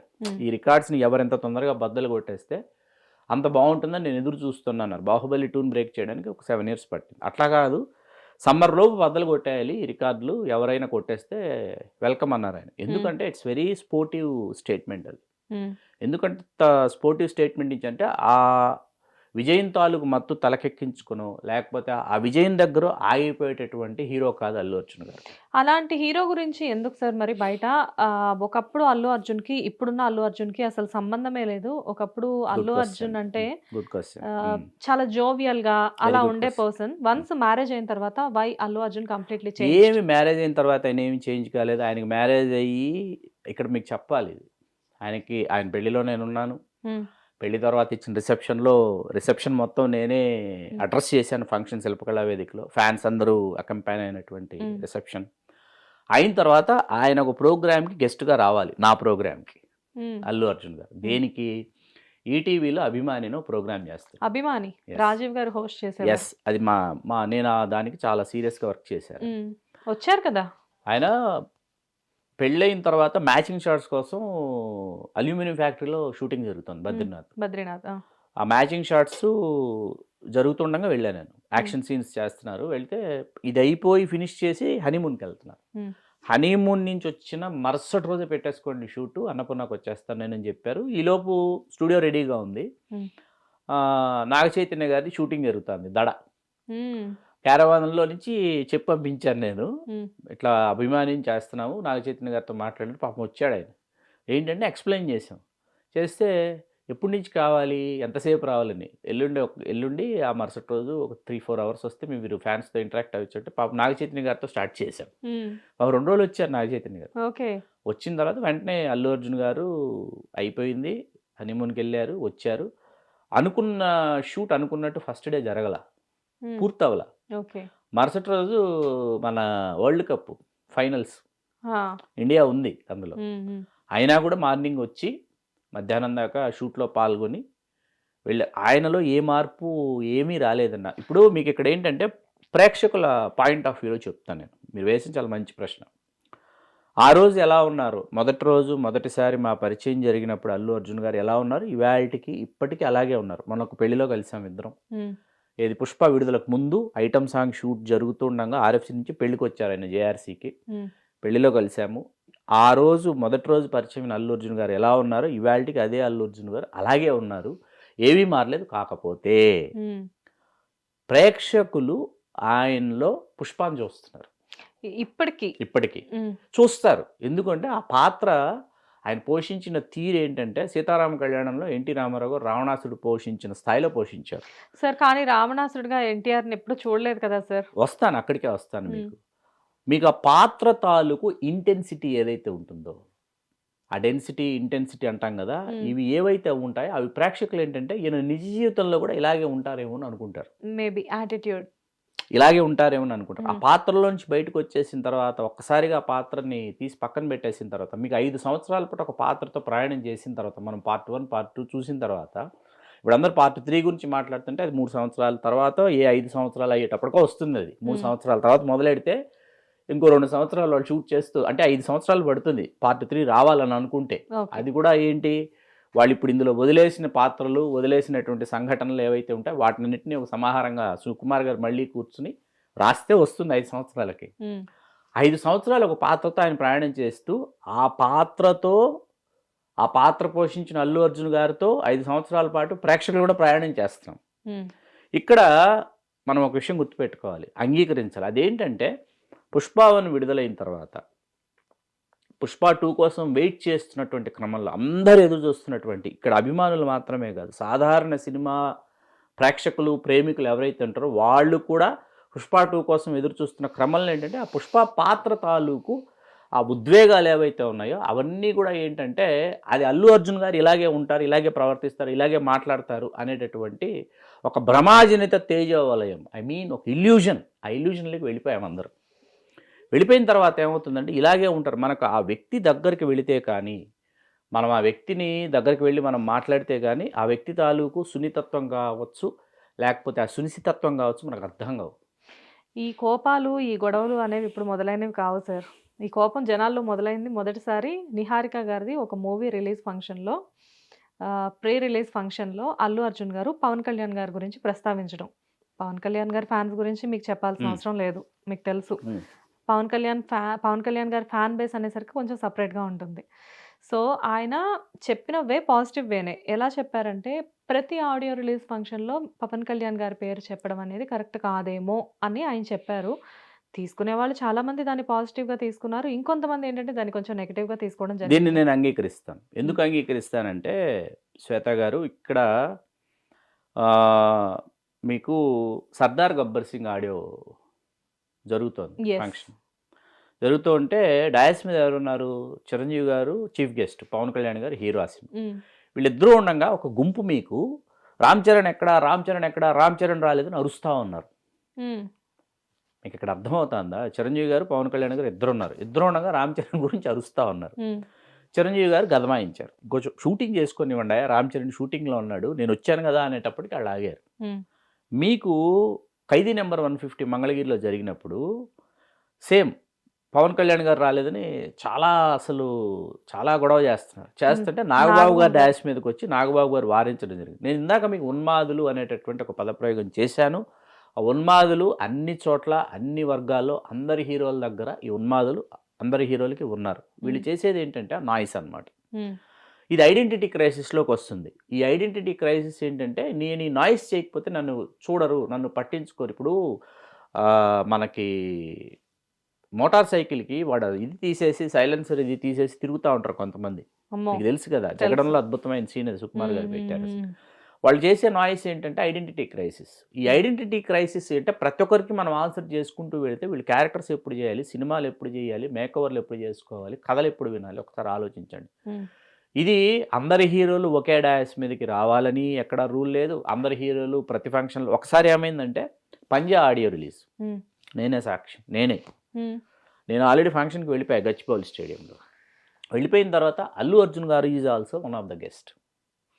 ఆ రోజు ఎలా వచ్చారంటే ఫ్యాన్స్, పవన్ కళ్యాణ్ గారి ఫ్యాన్స్ ప్రపంచ దేశాల నుంచి, ఇండియాలో ఉన్న అన్ని స్టేట్స్లో ఉన్న ఫ్యాన్స్ అందరూ కూడా వచ్చేసి కిక్కిరిసిపోయి అసలు ఏమైనా జరుగుతుందేమో అనేటటువంటి పరిస్థితి. రాజమౌళి గారు చీఫ్ గెస్ట్. అలాంటి దీంట్లో అల్లు అర్జున్ గారు రావాలి, అల్లు అర్జున్ గారు ట్రాఫిక్లో ఇరుక్కుపోయారు. ఇంటి నుంచి బయలుదేరేటప్పుడు నేను కమ్యూనికేట్ చేశాను, అల్లు అర్జున్ గారు పిఎస్ కావచ్చు, పిఏ కావచ్చు, ఇక్కడ పరిస్థితి ఏంటి, అక్కడ క్లోజర్ మన పర్సన్ ఎవరు ఉన్నారు, మనకు బాగా కావాల్సిన వాళ్ళు ఎవరు అంటే నేనున్నాను. నాకు ఫోన్ చేశారు. నేను చంద్రబోస్ గారు పక్కన కూర్చొని మాట్లాడుకుంటుంటే నేను ఫోన్ చేసి చెప్పి అసలు ఎక్స్ట్రాడినరీ ఈవెంట్, డోంట్ మిస్ బాబు, దయచేసి వచ్చేసేయండి మీరు, చాలా బాగుంది, మొత్తం అందరు ఫ్యాన్స్ వచ్చారంటే చాలా ఎగ్జైట్ అయిపోయి బయలుదేరి లోపలికి రాలేని పరిస్థితి, స్టేడియం దాకా వచ్చి లోపలికి రాలేని పరిస్థితి. చాలా మంది హీరోస్కి జరుగుతుంది, లోపలికి రాలేని పరిస్థితి. మీకు ఇవన్నీ ఎందుకు చెప్తున్నానంటే ప్రాక్టికాలిటీ అనేది ఒకటి ఉంటుంది. ఈ ప్రాక్టికల్ ప్రాబ్లమ్స్, ప్రాక్టికల్ థింగ్స్కి సంబంధం లేకుండా జనాల యొక్క ఎమోషన్స్ ఉంటాయి. ఈ రెండిటికి సంబంధం ఉండదు ఎప్పుడు. మీకు ఈవేళ ఇంత మాట్లాడుకుంటున్నాం కదా మనం, ఎన్టీ రామారావు గారు రాజకీయ రంగప్రవేశం చేయాలనుకుని రాజకీయ పార్టీని నెలకొల్పి చైతన్యరథం ఎక్కి ఆయన పర్యటిస్తున్న రోజుల్లో ఈవేళ సోషల్ మీడియా ఉంది, ప్రతి ఒక్కరి చేతిలో స్మార్ట్ ఫోన్స్ ఉన్నాయి కాబట్టి ప్రతి ఒక్కరు ఇలా మనం క్యామ్ ఆన్ చేసి మనం షూట్ చేస్తున్నాం కాబట్టి మనకు so many incidents, so many footages మనకు లభ్యమవుతున్న వేళ ఎన్టీ రామారావు గారి దగ్గర మీకు ఆ టైంలో ఎన్టీ రామారావు గారు బాడీ గార్డ్స్ ఎవరంటే సినిమాలో ఆయనతో పాటు విలన్ వేషాలు ఆయనతో చోటా మోటా విలన్ వేషాలు వాళ్ళందరూ ఆయన బాడీ గార్డ్స్. చలపతిరావు గారు, జగ్గారావు గారు అని ఒకరు, తర్వాత ఆనంద మోహన్ గారిని చాలా టాల్గా ఉండేవారు, 7 feet ఉండేవారు విలన్. వీళ్ళందరూ రామారావు గారు అన్ని సినిమాల్లో ఉండేవాళ్ళు. ఓకే. వీళ్ళు పెద్ద పెద్ద దుడ్డుకర్రలు పట్టుకుని, ఫర్ యువర్ కైండ్ ఇన్ఫర్మేషన్, పెద్ద పెద్ద దుడ్డుకర్రలు పట్టుకుని రామారావు గారి మీదకి అసలు వచ్చి పడిపోయేటటువంటి వాళ్ళని కంట్రోల్ చేయడానికి కొంతమందిని బాధేవాళ్ళు వీళ్ళు. మీరు కావాలంటే పార్టీ శ్రేణులు అప్పుడు రామారావు గారితో ఈ చైతన్య రత్న ప్రయాణం చేసిన వాళ్ళు ఎవరైనా ఉంటే వాళ్ళు మీరు అడిగి తెలుసుకోవచ్చు. మీరు బాధేవాళ్ళు. ఉపేంద్ర గారు గతం స్వాగతం అని ఒక ఆత్మకథ రాశారు, పర్వతనేని ఉపేంద్ర గారు. అందులో ఆయన చాలా అద్భుతంగా రికార్డ్ చేశారు. అవి చెప్తున్నాను నేను మీకు. పర్వతనేని ఉపేంద్ర గారు, విజయవాడ. ఉపేంద్ర గారు వీళ్ళని వారించేవారండి. ఏమండి వాళ్ళు అభిమానంతో వస్తున్నారండి, వాళ్ళు రేపు మన ఓటర్లు, మీరు ఎందుకు వాళ్ళని కొడుతున్నారు అంటే ఆయనకి ఏమన్నా అయితే మీరు బాధ్యత వహిస్తారని వీళ్ళు రివర్స్ అడిగేవాళ్ళంట. ఆ ఎమోషన్లో ఆ కట్టలు తెగినటువంటి అభిమానం, ఆనందం, ఉద్వేగంలో ఏం జరుగుతుందో తెలియదు అనమాట. అంటే మనం 33 ఏళ్ల పాటు తెర మీద చూసినటువంటి ఒక వేల్పు మన గుడిసెల్లోకి మన వాడల్లోకి ఆయన చైతన్య రత్నం తీసుకొచ్చేటప్పటికి ఆ ఎమోషన్ అనేది ఎవరిని ఆపలేదు. అలాంటి ఆయన ఒకసారి ముట్టుకోవాలి, ఆయన ఒకసారి పట్టుకోవాలి, అలాంటివి కొన్ని కంట్రోల్డ్ దీంట్లో జరిగినాయి. ఆయన వచ్చి ఎయిడ్ చేసేవాళ్ళు, ఇవన్నీ కూడా ఏంటంటే ఒక్కసారి తాకితే చాలు, ఒకసారి దగ్గర నుంచి చూస్తే చాలు, అంటే ఒక భగవంతుల్లా పోల్చేవారు. అంతే కదండి. ఇప్పుడు ప్రపంచ సినిమా చరిత్రలో మరొక సినిమా కళాకారుడు ఎవరూ పోషించినటువంటి పాత్రలు పోషించినటువంటి ఏకైక నటుడు ఎన్టీ రామారావు గారు. రాముడు వేసి రావణుడు వేయడం, కృష్ణుడు వేసి దుర్యోధనుడు వేయడం అనేది సాధ్యం. మహాభారతంలో ఆ మాటకు వస్తే మహాభారతంలో ఎన్టీ రామారావు గారు పోషించినన్ని పాత్రలు ఇంకొక కళాకారుడు ఎవరు పోషించాల. అన్ని పాత్రలు ఎన్టీ రామారావు గారు. భీముడు, భీష్ముడు, బృహన్నల, కీచకుడు, దుర్యోధనుడు, కృష్ణుడు, అర్జునుడు, ఎన్ని పాత్రలు, చాలా ఇలా నంబర్ ఆఫ్ క్యారెక్టర్స్ చేసినటువంటి ఒక యాక్టర్. కథానాయకుడు, మహానాయకుడు లాంటి మూవీస్ చూసినప్పుడు what is the hard work అనేది అక్కడ క్లియర్ గా నేను అదే అన్న. ఓన్లీ 33 years ఆయన స్పాన్ తీసుకుంటే ఆయన యాక్ట్ చేసింది నాన్ స్టాప్ 33 years. 1949 onwards 1982. ఒక 33 సంవత్సరాల కాలంలో ఒక మనిషి ఇన్ని సినిమాల్లో ఇన్ని పాత్రలు పోషించి, తర్వాత ఆయన ఒక స్టూడియో నెలకొల్పి ఆయన స్క్రిప్ట్ రాసుకుని ఆయనే డైరెక్ట్ చేసుకుని ఆయనే మిగతా వాళ్ళ డిజైన్స్ కూడా ఆయనే వేసుకుని వీటన్నింటిలో కొన్నింటిని చూసేటటువంటి భాగ్యం నాకు కలిగింది రామారావు గారి జర్నీలో. హౌ ఇస్ ఇట్ పాసిబుల్ 33 yearsలో ఈ మనిషి ఇవి ఎలా చేయగలిగారు? ఆఫ్టర్వర్డ్స్ 9 monthsలో ఒక రాజకీయ పార్టీ నెలకొల్పి చీఫ్ మినిస్టర్ ఎట్లా కాగలిగారు? 7 years చీఫ్ మినిస్టర్గా ఆయన ఎట్లా కంటిన్యూ అయ్యారు? ఇది నాకు ఎందుకే ఆయన జీవించింది 71, 72 సంవత్సరాలండి. అంటే కాలంతో పాటు ఆయన పరిగెత్తారా, ఆయనతో కాలం పరిగెత్తిందా?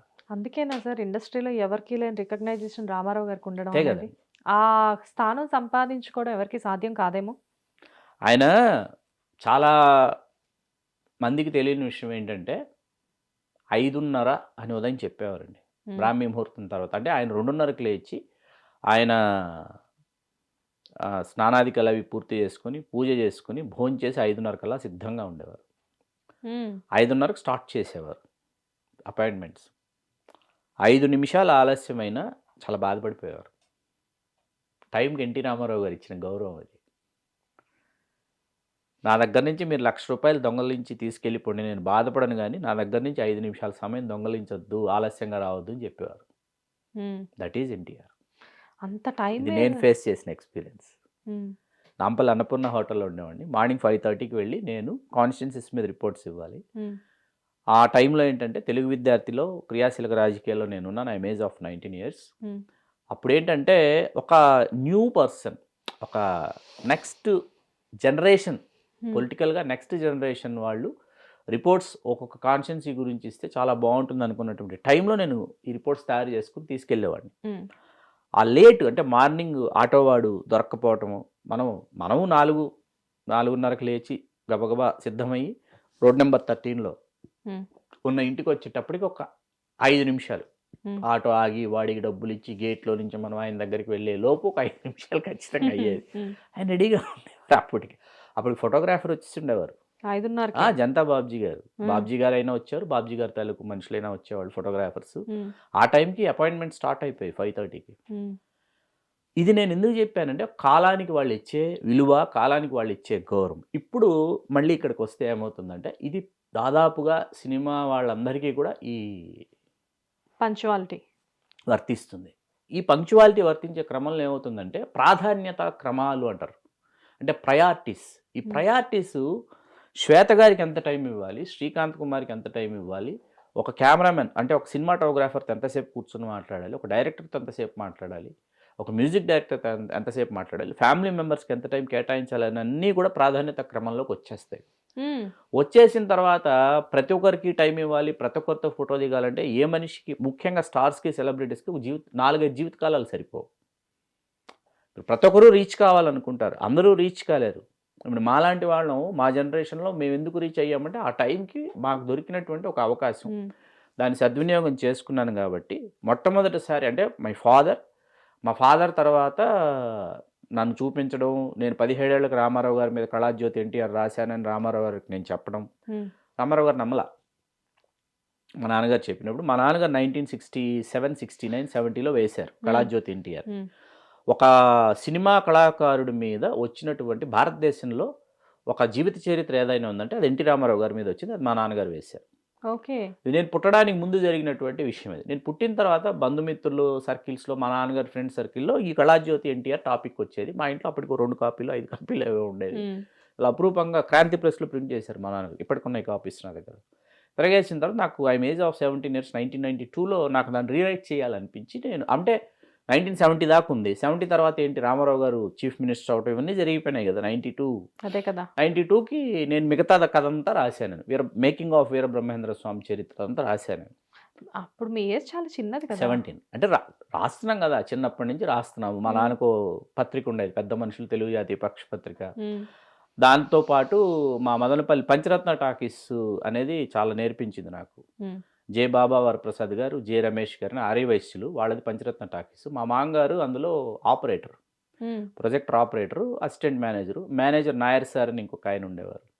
అక్కడ ఏంటంటే మా మామయ్య ఆపరేటర్ అవడం వల్ల ఏంటంటే ముక్కలుగా సినిమా చూడటం, ఒక సండే వస్తే ఫుల్ ప్లేటెడ్గా సినిమా చూడటం, ఇట్లా అంటే ఎన్టీ రామారావు గారి సినిమాలు చూస్తూ కృష్ణ గారు, నాగేశ్వర గారు, శోభన్ బాబు ఇట్లా అందరి సినిమాలు చూస్తూ కృష్ణరాజు, చిరంజీవి గారు వచ్చిన తర్వాత ఏమైంది అంటే ఒక ట్రాన్స్ఫర్మేషన్ అనమాట. చిరంజీవి గారు సినిమాలు చేస్తున్న టైంకే మీకు ఒకవైపు కమల్ హాసన్ గారు తెలుగులో చేస్తున్నారు సినిమాలు, తమిళ్ చేస్తున్నారు, తెలుగు చేస్తున్నారు. అలాగే రజనీకాంత్ గారు, నరసింహరాజు గారు జానపద సినిమాలన్నీ చేస్తుండేవాళ్ళు. ఇట్లా ఒక చంద్రమోహన్ గారు ఉండేవాళ్ళు, మురళీమోహన్ గారు, వీళ్ళందరూ సినిమాలు చేస్తున్నారు. చంద్రమోహన్ గారు, మురళీమోహన్ గారి సినిమాలు కామన్, మీకు ఏ ఆదివారమైనా వీళ్ళిద్దరు సినిమాలు ఉండేవి, మీకు రెగ్యులర్గా చేసేవాళ్ళు. ఒక ట్రాన్స్ఫర్మేషన్.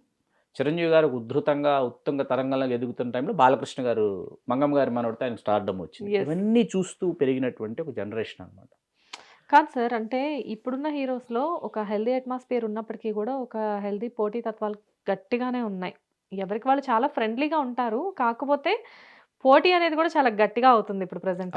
సో మరి అప్పట్లో పరిస్థితి ఏంటి? ఎందుకంటే ఒక పక్కన చిరంజీవి గారు, ఒక పక్క బాలకృష్ణ గారు. అంటే చిరంజీవి గారికి ఇంకా అప్పట్లో బ్యాక్గ్రౌండ్ కూడా ఏమీ లేదు. బాలకృష్ణ గారు అనేసరికి ఎన్టీఆర్ గారు కొడుకు అక్కడ, సీఎం గారు అబ్బాయి. ఇక్కడ మీకు మీరు చాలా అద్భుతమైన ఇది రైస్ చేశారు. చిరంజీవి గారు ఏమైందంటే, చిరంజీవి గారు అప్పటికి రామలింగయ్య గారు అల్లుడు.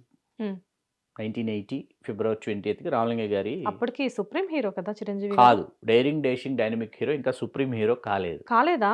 Daring dashing dynamic hero. Okay. అంత క్రితం నట భాస్కర, నట కిషోర్ అని వేసేవాళ్ళు. నట భాస్కర్ అనేది ఎస్పి బాలసుబ్రహ్మణ్యం గారు చిరంజీవి గారికి ఇచ్చిన బిరుదు. నెల్లూరు తీసుకెళ్లి కాళిదాస కళానికేతన్ అని అక్కడ సన్మానం చేసి ఇచ్చారు బాలసుబ్రహ్మణ్యం గారు. మీకు ఎన్టీ రామారావు గారు ముఖ్యమంత్రి అయిపోయిన తర్వాత హూ ఈజ్ నంబర్ 1, మన చిరంజీవి గారు ఆప్తా క్యాటలిస్ట్లో ఈ టాపిక్ రైజ్ చేశారు. అమెరికన్ ప్రోగ్రెసివ్ తెలుగు అసోసియేషన్లో ఆయన స్పీచ్లో ఈ టాపిక్ రైజ్ చేశారు. ఎన్టీ రామారావు గారు ముఖ్యమంత్రి అయిపోయిన తర్వాత హూ ఈజ్ నంబర్ 1 అనే టాపిక్ దగ్గర మీకు నాగేశ్వరరావు గారు ఏంటంటే ఎప్పుడు నెంబర్ 2గా ఉండడానికి ఇష్టపడ్డారు. ఒక దశలో డే 1 నుంచి ఎన్టీ రామారావు గారు, నాగేశ్వరరావు గారు, రామారావు గారి కంటే ముందే నాగేశ్వరరావు గారు star hero, senior star hero. మీకు దానికి నిదర్శనం మీకు ఎన్టీఆర్ కథానాయకుల్లో నాగేశ్వరరావు అయిపోదామని అంటాడు ఒక ఆయన, కాదు ఎన్టీ రామారావు అవుదామని అనుకుంటాడు ఆయన. అంటే అప్పటికే నాగేశ్వరరావు గారు ఎస్టాబ్లిష్ అని అర్థం. ఒక దశలో ఏంటంటే నాగేశ్వరరావు గారు నంబర్ 1గా చాలా సినిమాలు చేశారు. ఒక దశలో ఎన్టీ రామారావు గారు నంబర్ 1 పోటాపోటీగా ఉండేది. కాకపోతే ఒక దశ దాటిన తర్వాత number of films NT Ramarao గారు చేసుకుంటూ వెళ్ళిపోయారు అనమాట. నాగేశ్వరరావు గారు కొన్ని పరిమితులు వాటినన్నిటికీ లోబడి సినిమాలు చేస్తుండేవారు. గొప్ప పాత్రలు నాగేశ్వరరావు గారు చేసే సోషల్ అనేటప్పటికి నాగేశ్వరరావు గారు జానపదాలు చేశారు, చారిత్రకాలు చేశారు, అన్నీ చేసినప్పటికీ సోషల్ హీరో అనేటప్పటికి నాగేశ్వరరావు గారు నాకు ఇప్పటికి చాలా ఇష్టం. ఎందుకంటే ఇలా ఇలా ఇలా నడవచ్చా, వాకింగ్ స్టైల్ ఇలా చూడొచ్చా, ఇలా చూడటానికి నాగేశ్వరరావు గారు ఎంత రిహార్సల్స్ చేసి ఉంటారు, ఇలా నడవడానికి నాగేశ్వరరావు గారు ఎంత రిహార్సల్స్ చేసి లవర్ బాయ్ కదా ఆయన, రొమాంటిక్ హీరో కదా, అవన్నీ Romantic. చూస్తూ హౌ ఇస్ ఇట్ పాసిబుల్ అని చెప్పి. రామారావు గారు ఏంటంటే మీకు త్రిసమవదనం అంటారు, 360 degrees. త్రిసమవదనం అంటే పాలభాగము, నాసికము, చుబుకము. ఈ త్రిసమవదనం 360 degrees మీరు ఏ యాంగిల్ పెట్టినా, ఏ ఫ్రేమ్ పెట్టినా అందగాడు ఎన్టీ రామారావు. దానికి తోడు ఏంటంటే కంఠస్వరం, కోటేరేసినట్టు ఉండేటటువంటి ఆ ముక్కు, ఇవన్నీ ఏంటంటే రామారావు గారిని ఇంకొంచెం ఎత్తులో నిలబెట్టాయి. మరి నిజంగా అలాంటి మనిషిని దగ్గర నుంచి చూసి ఆయనతో కొంతకాలం మీరు జర్నీ చేసిన ఎక్స్పీరియన్స్ మీద నాకున్న క్యూరియాసిటీ కొద్ది అడుగుతున్నాను. నాకు కూడా రామారావు గారు అంటే చాలా ఇష్టం. సినిమాల్లో చూపించినంత అందంగా ఆయన బయట కూడా అలానే ఉండేవారు. అవును, అంటే ఆయన్ని చూస్తూ ఉండిపోయేవాడు. నేను వచ్చేటప్పటికి ఆయన 70+. నేను ఆయన దగ్గరికి వెళ్ళేటప్పుడు 70+. ఆ వర్ణం అది కూడా అంటే నేను ముక్కుని చూస్తూ ఉండేవాడిని ఎక్కువసేపు. చూస్తుంటే ఆయన ఇలా చూసిన తర్వాత నేను నా చూపు అటు ఇటు ఏదో చేసేవాడిని. ఆయన్నే చూస్తూ ఉంటే ఒకసారి ఏమైందంటే ఎన్టీ రామారావు గారు, మేము మా ఊళ్ళో ఆయుర్వేద వైద్య శిబిరం పెడుతున్నాం, డాక్టర్ బాలరాజ్ మహర్షి గారు. దానికి సంబంధించి ఒక సందేశం ఎన్టీ రామారావు గారి నుంచి తీసుకోవాలని ఒకరోజు ఉదయం నుంచి ప్లానింగు, మధ్యాహ్నం అంతా అయిపోయింది. ఆయన చెప్పేశారు. పిఏ మోహన్ గారు అని ఉండేవారు, ఆయన టైప్ చేసేసారు. నేను వచ్చి హ్యాండ్ రైటింగ్లో కావాలని గోల చేస్తున్నా, అల్లరి, లిటరల్లీ అల్లరి, చనువు కొద్ది అల్లరి చేస్తున్నా. మొత్తం 4 లైన్లు హ్యాండ్ రైటింగ్లో కావాలని అల్లరి చేస్తున్నా. చేస్తుంటే ఆయన సంతకం మాత్రమే పెడతానని ఆయన అంటారు. టైప్ చేసేయమన్నారు మ్యాటర్, దానికి ఒక పేరు పెట్టారు, ఆ పేరేంటో చెప్తా. వేసిన తర్వాత నా వైపు ఇలా చూసి, మీరు నా జీవిత చరిత్ర రాశారు కదా అన్నారు. రాశాను అన్నాను నేను. ఈ చెయ్యి ఎన్నిసార్లు విరిగింది అన్నారు. 6 సార్లు విరిగింది అన్నారు. ఆయనకి ఏంటంటే ఈ వేలు ఒకటి పైకి రావట్లేదు. ఓకే. అంత క్రితం ఏంటంటే ఆయన స్క్రిప్ట్లు ఆయనే రాసుకునేవారు. ఆయన మా నాన్నగారికి రాసిన లెటర్స్ మా ఇంట్లో ఉన్నాయి, ఇప్పటికీ ఉన్నాయి. రామారావు గారు హ్యాండ్ రైటింగ్లో ఉన్న లెటర్స్ ముత్యాల కోవలాగా ఉంటుంది అనమాట. నేను ఆ 4 వాక్యాలు నేను రాయించుకోవాలని నేను. దాంతో ఆ విరగటం వల్ల ఏమైందంటే అన్నిసార్లు ఆ పట్టు కోల్పోయింది. సంతకం మాత్రం పెట్టగలరు, ఎన్టీ రామారావు అనేది సైన్ చేయగలరు. కొంచెం ఇబ్బంది అనిపించింది, పెద్ద ఆయన ఇబ్బంది పెట్టాను అనుకుని నాకు ఆ టైప్డ్ మ్యాటర్ సంతకం చేసి ఇచ్చింది. నాకు బాధ వేస్తుంది. అయిన తర్వాత ఆ టైప్ చేసిన మ్యాటర్ చూశాను, పైన హెడ్డింగ్ పెట్టారు ఎన్టీ రామారావు గారు. నేనేమన్నాను, ఆయుర్వేద వైద్య శిబిరం అన్నా. రామారావు గారు పెట్టిన పేరేంటో తెలుసు, నామకరణం వనౌషధ వితరణ యజ్ఞం. ఇది రామారావు వన ఔషధ వితరణ యజ్ఞం. ఎంత బాగుంది సార్ పేరు. ఇది రామారావు గారు పెట్టిన పేరు. అలాగ ఏంటంటే ఇట్లాంటి పర్సనాలిటీసు, ఇట్లాంటి వాళ్ళ క్రమశిక్షణ, వాళ్ళ టైం సెన్సు, తర్వాత వాళ్ళు నా వయసుకి ఎన్టీ రామారావు గారు, రామలింగయ్య గారు నన్ను గుర్తించాల్సిన, గౌరవించాల్సిన అవసరం లేదు. మామూలుగా ఒక చిన్న పిల్లాడినో చంటి పిల్లాడినో ట్రీట్ చేసినట్టు చేయొచ్చు, కానీ వాళ్ళు సమాదరించారు. సమాదరించడం అనేది మన బాధ్యతను పెంచుతుంది. అది ఒక రకంగా వరమైనా కానీ ఇంకో రకంగా శాపం అనుకోవచ్చు. అమ్మో, మనల్ని ఇంత రెస్పెక్ట్ గా చూస్తున్నారు అంటే మన మీద చాలా బరువు ఉంది. చాలా బరువు ఉంటుంది. ఆ బరువు ఎంత బరువు అంటే, రామారావు గారు 100వ జయంతికి అనుకున్నా మై మెమరీస్ విత్ ఎన్టీఆర్ అక్షరబద్ధం చేయాలని భయపడుతున్నా. అది అక్షరబద్ధం జరిగిన టైం తీసుకున్నాను. ఎందుకంటే ఒక ఫోటోబయోగ్రఫీ వస్తుంది, సంజయ్ కిషోర్ గారు తీసుకొస్తున్నారు. ఆల్రెడీ ఒక ఫోటోబయోగ్రఫీ మన రాఘవేంద్ర గారు రిలీజ్ చేశారు. అది కూడా నాకు బాగా సన్నిహితులైన గరగ శ్రీనివాసరావు అలియాస్ చిన్ని శ్రీను అంటారు, రాజమండ్రి నుంచి. 2000 రూపీస్ బుక్ అది. దాని ప్రైస్ 2000 రూపీస్. అది ఎక్స్ట్రాడినరీ వర్క్, పొలిటికల్గా ఎన్టీ రామారావు గారికి సంబంధించినటువంటి ఫోటోబయోగ్రఫీ అదొకటి వచ్చింది. 100వ జయంతి సందర్భంగా పార్టీ శ్రేణులు శకపురుషుడు ఒకటి, శాసనసభ ప్రసంగాలను 2 అద్భుతమైనటువంటి బుక్స్ తీసుకొచ్చారు. పూల విక్రమ్ గారి సంపాదకత్వంలో వాళ్ళు తీసుకొచ్చారు. అలా my memories with NTR record చేయడానికి ఏంటంటే ఫ్రేమ్ చేసేసుకున్నాను మొత్తం దాన్ని. అంటే రేర్ ఫోటోగ్రాఫ్స్, కంటితో చూడని కొన్ని ఫోటోగ్రాఫ్స్, ఎన్టీ రామారావు గారి ఆయన బీరువాలో నుంచి కొన్ని ఫొటోస్ తీసిచ్చారు నాకు. ఆ ఫొటోస్తో బుక్ వస్తుంది. ఆ బుక్కే మై మెమరీస్ విత్ ఎన్టీఆర్ అన్నమాట. సో మీరు బుక్ అన్నారు కాబట్టి ఎన్టీఆర్ గారి గురించి ఇక్కడ ఒక చిన్న విషయం అడుగుతాను. మేబీ తప్పకుండా. ఇది కొంచెం కాంట్రవర్షియల్ అవ్వచ్చేమో. కాకపోతే ఏదో చెప్పేసేస్తున్నా. అల్లు ఫ్యామిలీకి, మెగా ఫ్యామిలీకి సన్నిహితులు అనేసరికి ఏదో చిన్న ఫీలింగ్ ఉంటుంది జనాల్లో. కాకపోతే ఏంటంటే అటు ఆ ఫ్యామిలీస్‌కి, ఇటొచ్చేసేసి ఎన్టీఆర్ ఫ్యామిలీకి మీరు చాలా సన్నిహితులు అనేసరికి ఆఫ్‌కోర్స్ మీరు డెఫినిట్‌గా కూడా ఇండస్ట్రీలో అందరికీ సన్నిహితులు అని చెప్పేసి ఇక్కడ చెప్పకనే చెప్తున్నారు. అండ్ ఫైనల్‌గా ఇందాక మనం పోటీతత్వం గురించి మనం మాట్లాడుకున్నప్పుడు మీరు చాలా అద్భుతంగా దానికి మాకు వివరించారు. అంటే ఒకప్పుడు హెల్తీ అట్మాస్ఫియర్ ఎట్లా ఉంది, ఇప్పుడు ఎట్లా ఉంది అని చెప్పేసేసి. కాకపోతే అల్లు అర్జున్ గారి గురించి ఇక్కడ మీరు ఆయన్ని దగ్గర నుంచి చిన్నప్పటి నుంచి కూడా చూసారు. అంటే ఆయన పుట్టకముందు నుంచి వాళ్ళ ఫ్యామిలీలో మీరు దగ్గర దగ్గర ఆయన చైల్డ్‌హుడ్ నుంచి మీరు వాళ్ళ ఫ్యామిలీతో ట్రావెల్ అవుతున్నారు. చైల్డ్‌హుడ్ నుంచి యెస్. ట్రావెల్. ట్రావెల్ అవుతున్నారు. ఆఫ్‌కోర్స్ మీరు మీది పెద్ద ఏజ్ ఏం కాదు కాబట్టి నేనేదో ఆయన చైల్డ్‌హుడ్ అని చెప్పి మిమ్మల్ని కంపేర్ చేయడం కాదు.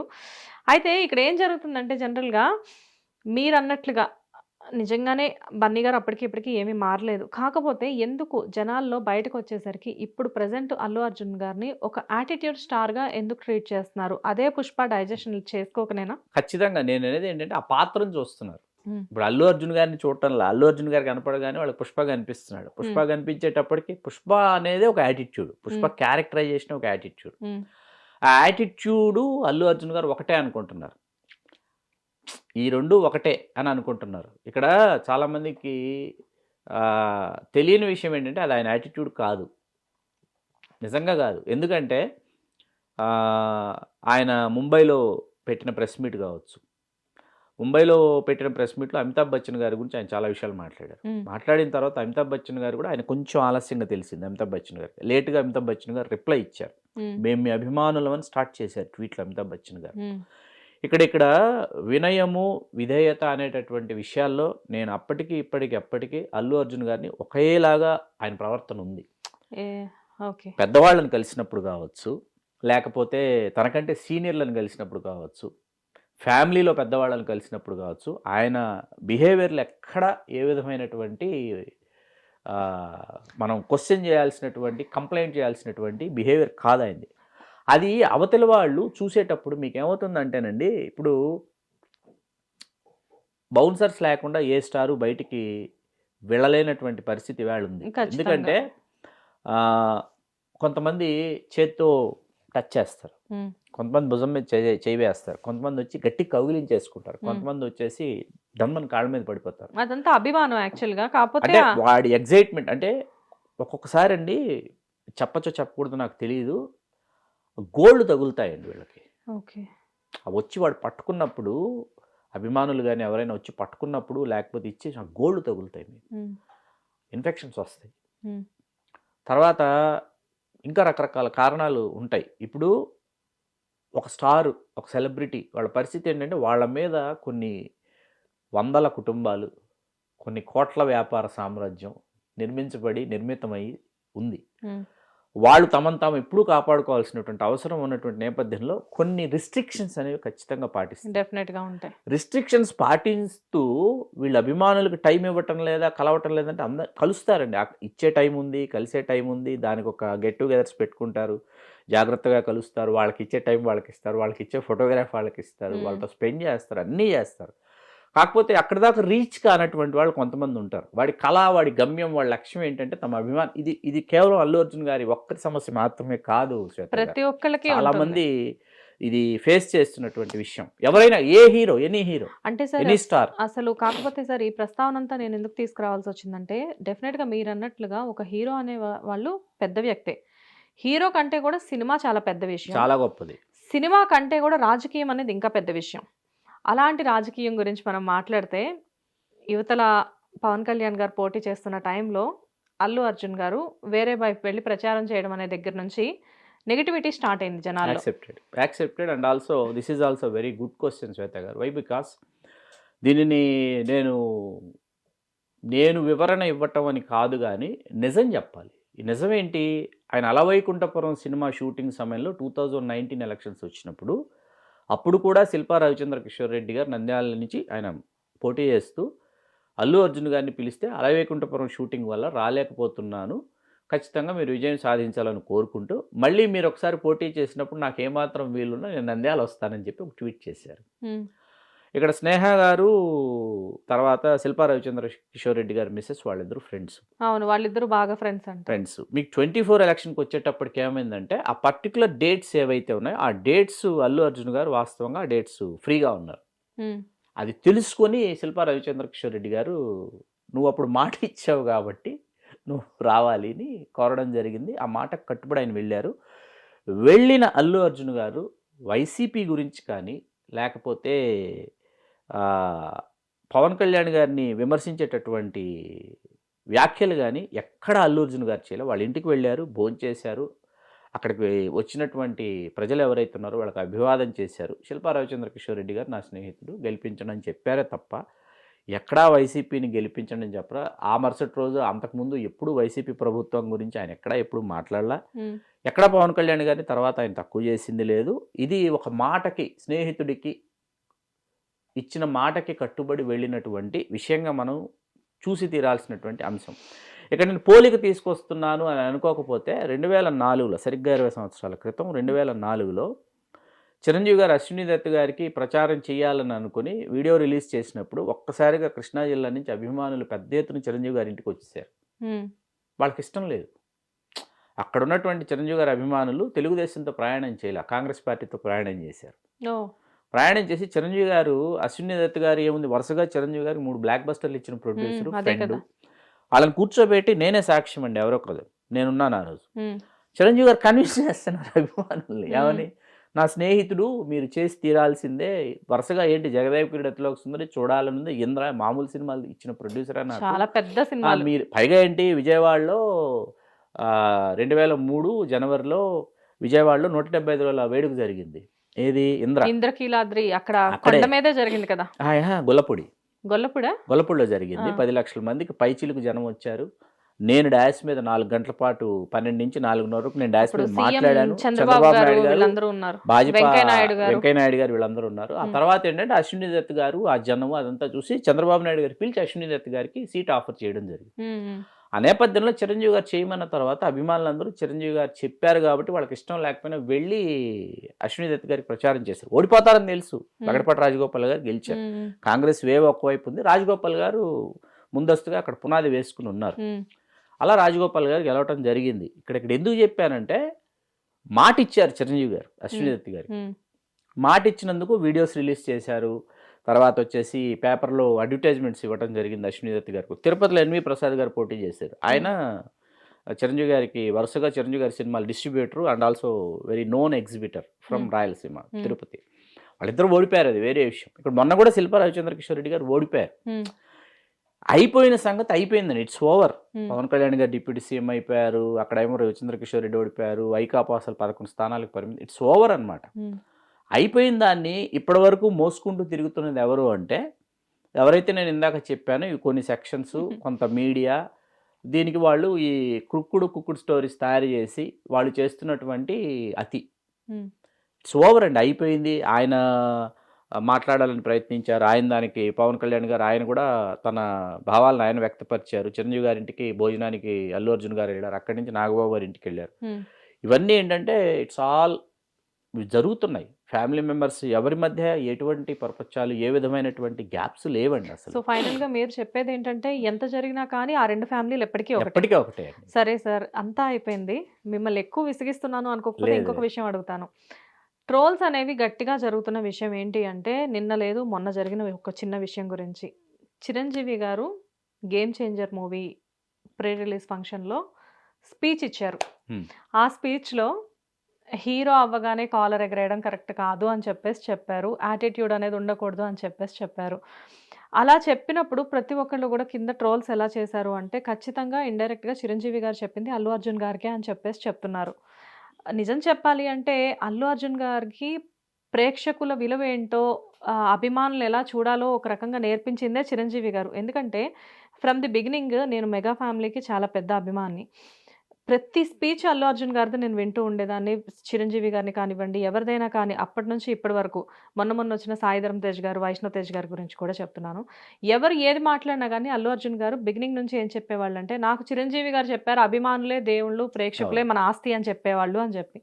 సో, ఇలాంటి ప్రస్తావనలు ఈ మధ్య కాలంలో రావట్లేదు. కాకపోతే ఏంటంటే చిరంజీవి గారు మొన్న చెప్పిన ఈ ఇన్సిడెంట్స్ అన్నీ కూడా అల్లు అర్జున్ గారిని ఉద్దేశించి అని చెప్పేసి మాట్లాడుతున్నారు. అంటే ఇప్పుడు ఏంటంటే ఈ వరుస క్రమంలో దాన్ని కనెక్ట్ చేయటం అంటారు. దానికి కనెక్ట్ చేసేసేటటువంటి క్రమం. నాట్ ఓన్లీ నేను అల్లు అర్జున్ గారిని ఉద్దేశించి చిరంజీవి గారు ఆ మాట అన్నారని నేను అనుకోవటం లేదు. ఎందుకు అనుకోవటం లేదంటే అల్లు అర్జున్ గారు ఇవాళ కొత్తగా పరిచయమైనటువంటి హీరోనో ఆర్టిస్టో మరొకటి కాదు. ఎందుకంటే 21 years పూర్తయిపోయి 22nd year రన్నింగ్ అనమాట. ఇప్పుడు 2003 గంగోత్రితో మొదలు పెడితే ఇవాళకి 22వ సంవత్సరం. ఇది 22వ సంవత్సరం. నేను అనుకోవడం ఏంటంటే కొంతమంది కొత్త తరం హీరోలు కావచ్చు, లేకపోతే కొత్త తరం ఆర్టిస్టులు కావచ్చు, వాళ్ళు సీనియర్లకు ఇస్తున్నటువంటి గౌరవ మర్యాదల విషయంలో కొంత తేడా ఉంది ఈ మధ్యకాలంలో. ఓకే. చిరంజీవి గారి జనరేషన్లో చిరంజీవి గారి సీనియర్లకి చిరంజీవి గారు ఇచ్చిన విలువ కావచ్చు. నాకు బాగా గుర్తుండి నేను స్వయంగా చూసింది, నాగేశ్వరరావు గారు ఎప్పుడు ఎదురుపడ్డా చిరంజీవి గారు వెంటనే వెళ్ళి పాదాభివందనం చేసేవాడు. నేను చూసిన సన్నివేశాలు, సంఘటనలు చెప్తున్నాను. ఆయన పెద్ద హీరో, మెగాస్టార్ అన్నీ అయిపోయారు. పద్మభూషణ్ వచ్చిందో చిరంజీవి గారు పద్మభూషణ్ అనౌన్స్ అయిన రోజు ఈవినింగ్ మా TV film awards function, Chiranjeevi గారికి ఫెలిసిటేషను, అక్కినేని నాగేశ్వరరావు గారు వస్తే అక్కినేని నాగేశ్వరరావు గారి దగ్గరికి వెళ్ళి చిరంజీవి గారు పాదాభివందనం చేసి ఆశీస్సులు తీసుకున్నారు. ఇవాళ నాకు మళ్ళీ మరొకసారి పద్మభూషణ్ వచ్చినట్టుంది అని అక్కినేని నాగేశ్వరరావు గారు అన్నారు. చిరంజీవి గారిని ఆయన ఆశీర్వదించినటువంటి తీరు అనమాట. ఇక్కడ ఏంటంటే ఈ మధ్య వస్తున్నటువంటి new generation after OTTs, after so many, ఎందుకంటే అందరూ వెల్ ఎడ్యుకేటెడ్, అందరూ వరల్డ్ సినిమా గురించి, తర్వాత లేకపోతే విదేశాల నుంచి కూడా బాగా చదువుకున్న వాళ్ళు కూడా ఫిల్మ్ మేకింగ్లోకి వచ్చేసి ఓటీటీలో వాళ్ళ వెబ్ సిరీస్ అని రకరకాల జానర్స్లో చేస్తున్న వాళ్ళందరూ బిహేవియర్స్, యాటిట్యూడ్స్ ఎట్లా ఉన్నాయంటే ఆయన సీనియర్, నాట్ ఓన్లీ చిరంజీవి గారిని కాదు, ఈయన సీనియర్ అయితే ఏంటి, ఆయన సీనియర్ అయితే ఏంటి, ఈయన పెద్ద డైరెక్టర్ అయితే ఏంటి, ఆయన పెద్ద రైటర్ అయితే ఏంటి, నా టాలెంట్ నాకుంది, నేను అంటే సో మెనీ పీపుల్ వెళ్ళి చిరంజీవి గారి కథ చెప్పే క్రమంలో కొత్త జనరేషన్ వాళ్ళ బిహేవియర్స్, యాటిట్యూడ్స్ అన్నీ అబ్జర్వ్ చేసి ఆయన చెప్పారు ఆ జనరేషన్ అని అనుకుంటున్నాను. అది ఈ క్రమంలో అల్లు అర్జున్ గారికి కింద కనెక్ట్ చేసేసారు. 22 ఏళ్ళు అయిందండి అల్లు అర్జున్ గారి హీరో అయ్యి. ఇప్పుడు కొత్తగా కాలు ఎగరేసే విషయం ఏముంది? ఇంత జరుగుతుంది, ఇంత సక్సెస్ఫుల్, చాలా మంచి విషయం. పుష్ప మూవీ అనేది రిలీజ్ అవ్వడం, అది ఊహించిన స్థాయి కంటే భారీ విజయం సొంతం చేసుకోవడం, ఇంత జరిగిన క్రమంలో బ్యాడ్ ఇన్సిడెంట్స్ ఎన్నో జరిగాయి. అంటే ఒక మంచికి తోడు ఒక పెద్ద చెడు కూడా జరిగింది. అసలు ఎప్పుడు సినిమాల్లో కూడా నాకు తెలుసు ఆయన ఎప్పుడు జైలుకి వెళ్ళి ఉండలేదు. అలాంటిది మొదటిసారి అలా జరగడం, ఆ ఫ్యామిలీలో ఏంటి సార్ సిచ్యువేషన్ అసలు? అంటే అది దురదృష్టకరమైన సంఘటన శ్వేత గారు. ఇప్పుడు ఇక్కడ ఏంటంటే అదొక యాక్సిడెంట్. ఇప్పుడు మీకు ఎవరికి తెలియని విషయం ఏంటంటే ఆర్య విజయాతలకు తోడు పెళ్లి కొడుకులాగా 125 రోజుల పాటు తిరిగి ఆంధ్రప్రదేశ్ అంతా నేను. ఇదే దిల్ రాజు గారు, సుకుమార్ గారు హీరో గారితో పాటు 125 days నాన్ స్టాప్గా తిరిగాను. తిరిగిన వాడిగా నేను ఏం చెప్తున్నా అంటే, ఫస్ట్ టైం మేము వెళ్ళింది తెలంగాణకి. సూర్యాపేటలో, మీకే నల్గొండ జిల్లా పర్యటన చేస్తున్నప్పుడు సూర్యాపేటలో మా ముందే షాక్ తగిలి ఒక అభిమాని చనిపోయాడు. 18 ఏళ్ళు మా ముందే అండి. అతను ఇలా రావటం, అల్లు అర్జున్ గారు, శివబాలాజీ, సుకుమార్ గారు, దిల్ రాజు గారు, బన్నీవాస్ గారు, నేను అందరూ ఉన్నాము, జోగి బ్రదర్స్ అందరూ ఉన్నాము. అతను అలా రావటం, వచ్చాడు, దన్మని వెనక్కి పడిపోయాడు. అర్థం కాల, ఇలా వచ్చాడండి, వచ్చి అలాగే పడిపోయాడు వెనక్కి. అర్థం కాలేదు ఏమైందంటే థియేటర్ సిబ్బంది బయటికి తీసుకెళ్లారు, హాస్పిటల్కి తీసుకెళ్లారు. కరెంటు వైర్ ఉండింది, థియేటర్ వాళ్ళదే పొరపాటు. ఆ కరెంటు వైర్ తొక్కాడు, స్పాట్లో చచ్చిపోయాడు అతను, షాక్తో, విద్యుత్ షాక్తో. మేమందరం హాస్పిటల్ నుంచి మార్చురీ, అల్లు అర్జున్ గారు, బన్నీవాస్ గారు, మైసెల్ఫ్, మేమందరం మార్చురీకి వెళ్ళి వాళ్ళ తల్లిని ఓదార్చి అంత్యక్రియలకి మేమందరూ, దిల్ రాజు గారు అందరూ ఉండి అంత్యక్రియలు అయిన తర్వాత ఒక 4 స్టేషన్స్కి విజయాత్రలకు వెళ్ళాలి. ఆ విజయాత్రలు క్యాన్సిల్ చేసి చాలా డిస్టర్బ్ అయ్యాం అందరూ. ఆ అంత్యక్రియలు అయిన తర్వాత వచ్చిన తర్వాత ఏంటంటే ఆ ఫ్యామిలీకి ఏదైనా చేయాలని అందరూ, దిల్ రాజు గారు, అల్లు అర్జున్ గారు అందరూ అనుకుని ఒక హ్యూజ్ అమౌంట్ అనుకుని దానిని మళ్ళీ వెళ్ళి ఇవ్వడం కూడా జరిగింది. ఇది యాక్సిడెంట్. మీకు సంధ్యా 35mm కూడా జరిగింది యాక్సిడెంట్. ఎందుకంటే 9:10కి ఆయన ఒక సపరేట్ వేలో నుంచి ఆయన లోపలికి వెళ్ళిపోయి ఆయన పైన కూర్చున్నారు. తర్వాత 9:40కి 9:30 నుంచి 9:40 మధ్యలో ఇన్సిడెంట్ జరిగింది అని అన్నారు. మీకు పోస్ట్ మార్టం రిపోర్ట్ చూసిన తర్వాత కూడా ఏంటంటే తొక్కిసలాట అనేది లేదండి ఎక్కడ. ఆ సఫకేషన్ ఏదైతే ఉందో, బాటిల్ నెక్ అంటారు, ఇలా బాటిల్ ఇలా ఉందనుకోండి, నేను ఇలా చెప్తున్నాను. ఇలా ఎందుకు మనకి ఇప్పుడు ఫస్ట్ బాటిల్ ఇలా ఉంటుంది, ఇది మూత ఇలా ఉంటుంది, దీన్ని రివర్స్ చేయండి మీరు, బాటిల్ నెక్ అంటారు. ఆ బాటిల్ నెక్ ఏరియాలో ఉండిపోయారు వీళ్ళు. ఓకే, ఆ బాటిల్ నెక్ ఏరియాలో తొక్కిసలాట కాదండి, ఆ సఫకేషన్ వల్ల ఊపిరి అందలేదు, అందక ఆవిడ కనుమరుగవడం జరిగింది. ఇది దురదృష్టకరమైనటువంటి అంశం. ప్రాణం మనం ఎప్పటికీ ఎవరూ తీసుకురాలేము. రేపు ఆ శ్రీతేజు వచ్చి మా అమ్మ ఎక్కడ అని అడిగితే మన ఎవరి దగ్గర సమాధానం లేదు. ఇక్కడ ఎవరిని తప్పు పట్టడం లేదు, ఎవరిని విమర్శించడం లేదు. ఇది ఒక ప్రమాదవశాత్తు జరిగినటువంటి విషయాన్ని, అన్ఫార్చునేట్ గా జరిగిన దాన్ని ఏం చేసేసామంటే ఆయన హీరోని విలన్ని చేసేటటువంటి కథనంగా కొన్ని పరిణామాలు చోటు చేసుకున్నాయి. అవన్నీ దురదృష్టకరమైనటువంటి పరిణామాలు.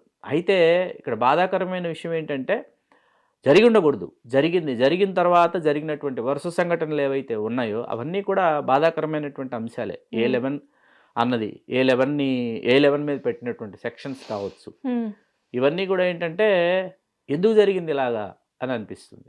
జరిగి ఉండకూడదు, జరిగాయి. కాకపోతే ఏంటంటే భవిష్యత్తులో ఇటువంటి పరిణామాలు చోటు చేసుకోకుండా ఉండడానికి మరింత జాగ్రత్తలు తీసుకునే విధంగా. ఎందుకంటే ఖచ్చితంగా జరగకూడదండి. వచ్చింది వాళ్ళు వీరాభిమానులు ఆయనకి. అంటే ఎవరి సాధారణ ప్రేక్షకుడా వీరాభిమాన, మరొకటి ఖచ్చితంగా నా అభిమానులు తాలూకు కుటుంబమేగా. అల్లు అర్జున్ గారికి ఆ బాధ ఉంటుంది కదా, ఖచ్చితంగా కదా.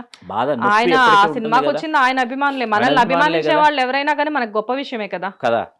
ఆ బాధ ఎప్పటికీ ఉంటుందంటే ఆ యాక్సిడెంట్ జరిగింది, యాక్సిడెంట్ని దృష్టిలో పెట్టుకుని మనమేదో హత్య చేసినటువంటి ఒక హంతకుడిని ట్రీట్ చేసినట్టు, లేకపోతే హంతకుడి గురించి మాట్లాడినట్టు సోషల్ మీడియాలో జరిగినటువంటి అంశాలు ఏవైతే ఉన్నాయో అవి చాలా దురదృష్టకరమైనటువంటి అంశం. ఎందుకంటే ఎవరూ ఊహించినటువంటి ఒక దిక్కులు పిక్కటిల్లేలాగా కనీ విని ఎరుగని ఒక విజయం తెలుగు సినిమా చరిత్రలో ఆయన సువర్ణాక్షరాలతో లిఖించినటువంటి పరిస్థితుల్లో అలా జరగడం దురదృష్టకరం. ఆయన జైలుకు వెళ్ళటం, తర్వాత ఒకరోజు జైల్లో గడపడం, తర్వాత ఆ కేసులు కావచ్చు, అవన్నీ అంటే చట్టం తన పని తాను చేసుకుని వెడుతుంది. దాని గురించి చట్టాన్ని మనం చట్టాన్ని గౌరవించాలి. ఖచ్చితంగా అది ఎప్పుడూ ఉంటుంది. కాకపోతే ఏంటంటే మీరు హత్య చేశారు కాబట్టి మీరు హంతకుడు అన్నట్టు ప్రవర్తించినటువంటి తీరు, మరీ ముఖ్యంగా సోషల్ మీడియాలో కొన్ని వర్గాలు చేసినటువంటి వాళ్ళ వాదోపవాదాలు కావచ్చు, అది చాలా బాధాకరమైనటువంటి విషయం. ఖచ్చితంగా అండి. అంటే కొన్ని విషయాలు ఏంటంటే బయటకు వచ్చే వరకు కూడా చాలా విషయాలు బయట ఎవరికి తెలియదు. అంటే మనం దగ్గర నుంచి చూసిన వ్యక్తులు కొంతమంది మాత్రమే ఇలాంటి విషయాన్ని బట్టబయలు చేయగలరు. అయితే ఇక్కడ ఏంటంటే శ్రీకాంత్ గారు, టైం చాలా అయింది, మనం మాట్లాడుకుంటూనే ఉన్నాం. కాకపోతే నాకు మీతో ఒక ఇంటర్వ్యూ అయిన తర్వాత నాకు అర్థమైన విషయం ఏంటంటే మీతో ఒక ఇంటర్వ్యూ అనేది ఎప్పటికీ సరిపోదు. ఎందుకంటే మీ దగ్గర ఉన్న ఇన్ఫర్మేషన్ అనేది చాలా వాల్యుబుల్ ఇన్ఫర్మేషన్, చాలా క్వాలిటీ ఇన్ఫర్మేషన్, అండ్ దాంతోపాటు చాలా టైం టేకింగ్ ఇన్ఫర్మేషన్. సో ఈ ఎపిసోడ్ ఇంతటితో మనం కంప్లీట్ చేసేద్దాము. మళ్ళీ మిగతా విషయాలన్నీ కూడా మనం నెక్స్ట్ ఎపిసోడ్లో కంటిన్యూ చేద్దాము. తప్పకుండా కొనసాగింపు ఉంటుంది. ఈ మన ఇంటర్వ్యూకి ఎండింగ్ అనేది డెఫినెట్గా లేదు, కేవలం కొనసాగింపు మాత్రమే ఉంది, ముగింపు అనేది మాత్రం ఎప్పట్లో లేదు. సో మీరు ఇలాంటివి మంచి మంచి విషయాలు మాకు చెప్పాలి, ఇండస్ట్రీలో ఇంకా ఏం జరుగుతుంది ఏంటి అన్నది మీ ద్వారా మాకు తెలియాలి అని చెప్పేసి మేము మా హిట్ టీవీ తరఫు నుంచి మిమ్మల్ని రిక్వెస్ట్ చేస్తున్నాము. Thank you Srikanth garu, thanks for coming. Hit TV app, ఇందులో short news, live news, entertainment shows, movies, digital magazines తో పాటు మీ జిల్లా వార్తలను కూడా ఫ్రీగా చూడొచ్చు. అంతేకాదు కేజీ నుంచి పీజీ వరకు విద్యార్థులకు స్కాలర్షిప్ కూడా అందిస్తున్నాం. ప్రతి వారం 10 మందికి లక్కీ డ్రా ద్వారా ఒక్కొక్కరికి 10,000 రూపాయలు అందిస్తున్నాం. ఇంకెందుకు ఆలస్యం, వెంటనే హిట్ టీవీ యాప్ ని డౌన్లోడ్ చేసుకుని ఫ్రీగా ఎంటర్టైన్మెంట్ పొందండి. Hit TV app. Hit TV app. Please download hit TV app. Hit TV app ని ఫ్రీగా డౌన్లోడ్ చేసుకుని ఎంజాయ్ చేయండి. మీకు నచ్చిన ఎంటర్టైన్మెంట్ కోసం హిట్ టీవీ యాప్ ని ఫ్రీగా డౌన్లోడ్ చేసుకుని ఎంజాయ్ చేయండి. హిట్ టీవీ యాప్ ని డౌన్లోడ్ చేసుకుని ఆస్వాదించండి, ఆశీర్వదించండి. ఇంతమంది సెలబ్రిటీలు హిట్ టీవీ యాప్ ని డౌన్లోడ్ చేసుకోండి అని చెప్తున్నారంటే ఎంత మంచి యాప్ ఆలోచించండి. అమెరికా అమెరికా అమెరికా అమెరికాలో చదవాలనుకునే వాళ్ళకి విశ్వసనీయమైన పేరు మన శౌర్య కన్సల్టెన్సీ. UK లో 1 year masters, UK లో 1 year masters, 2 years work permit up to 5 years visa. Contact Shaurya Consultancy. Contact 89851 89851.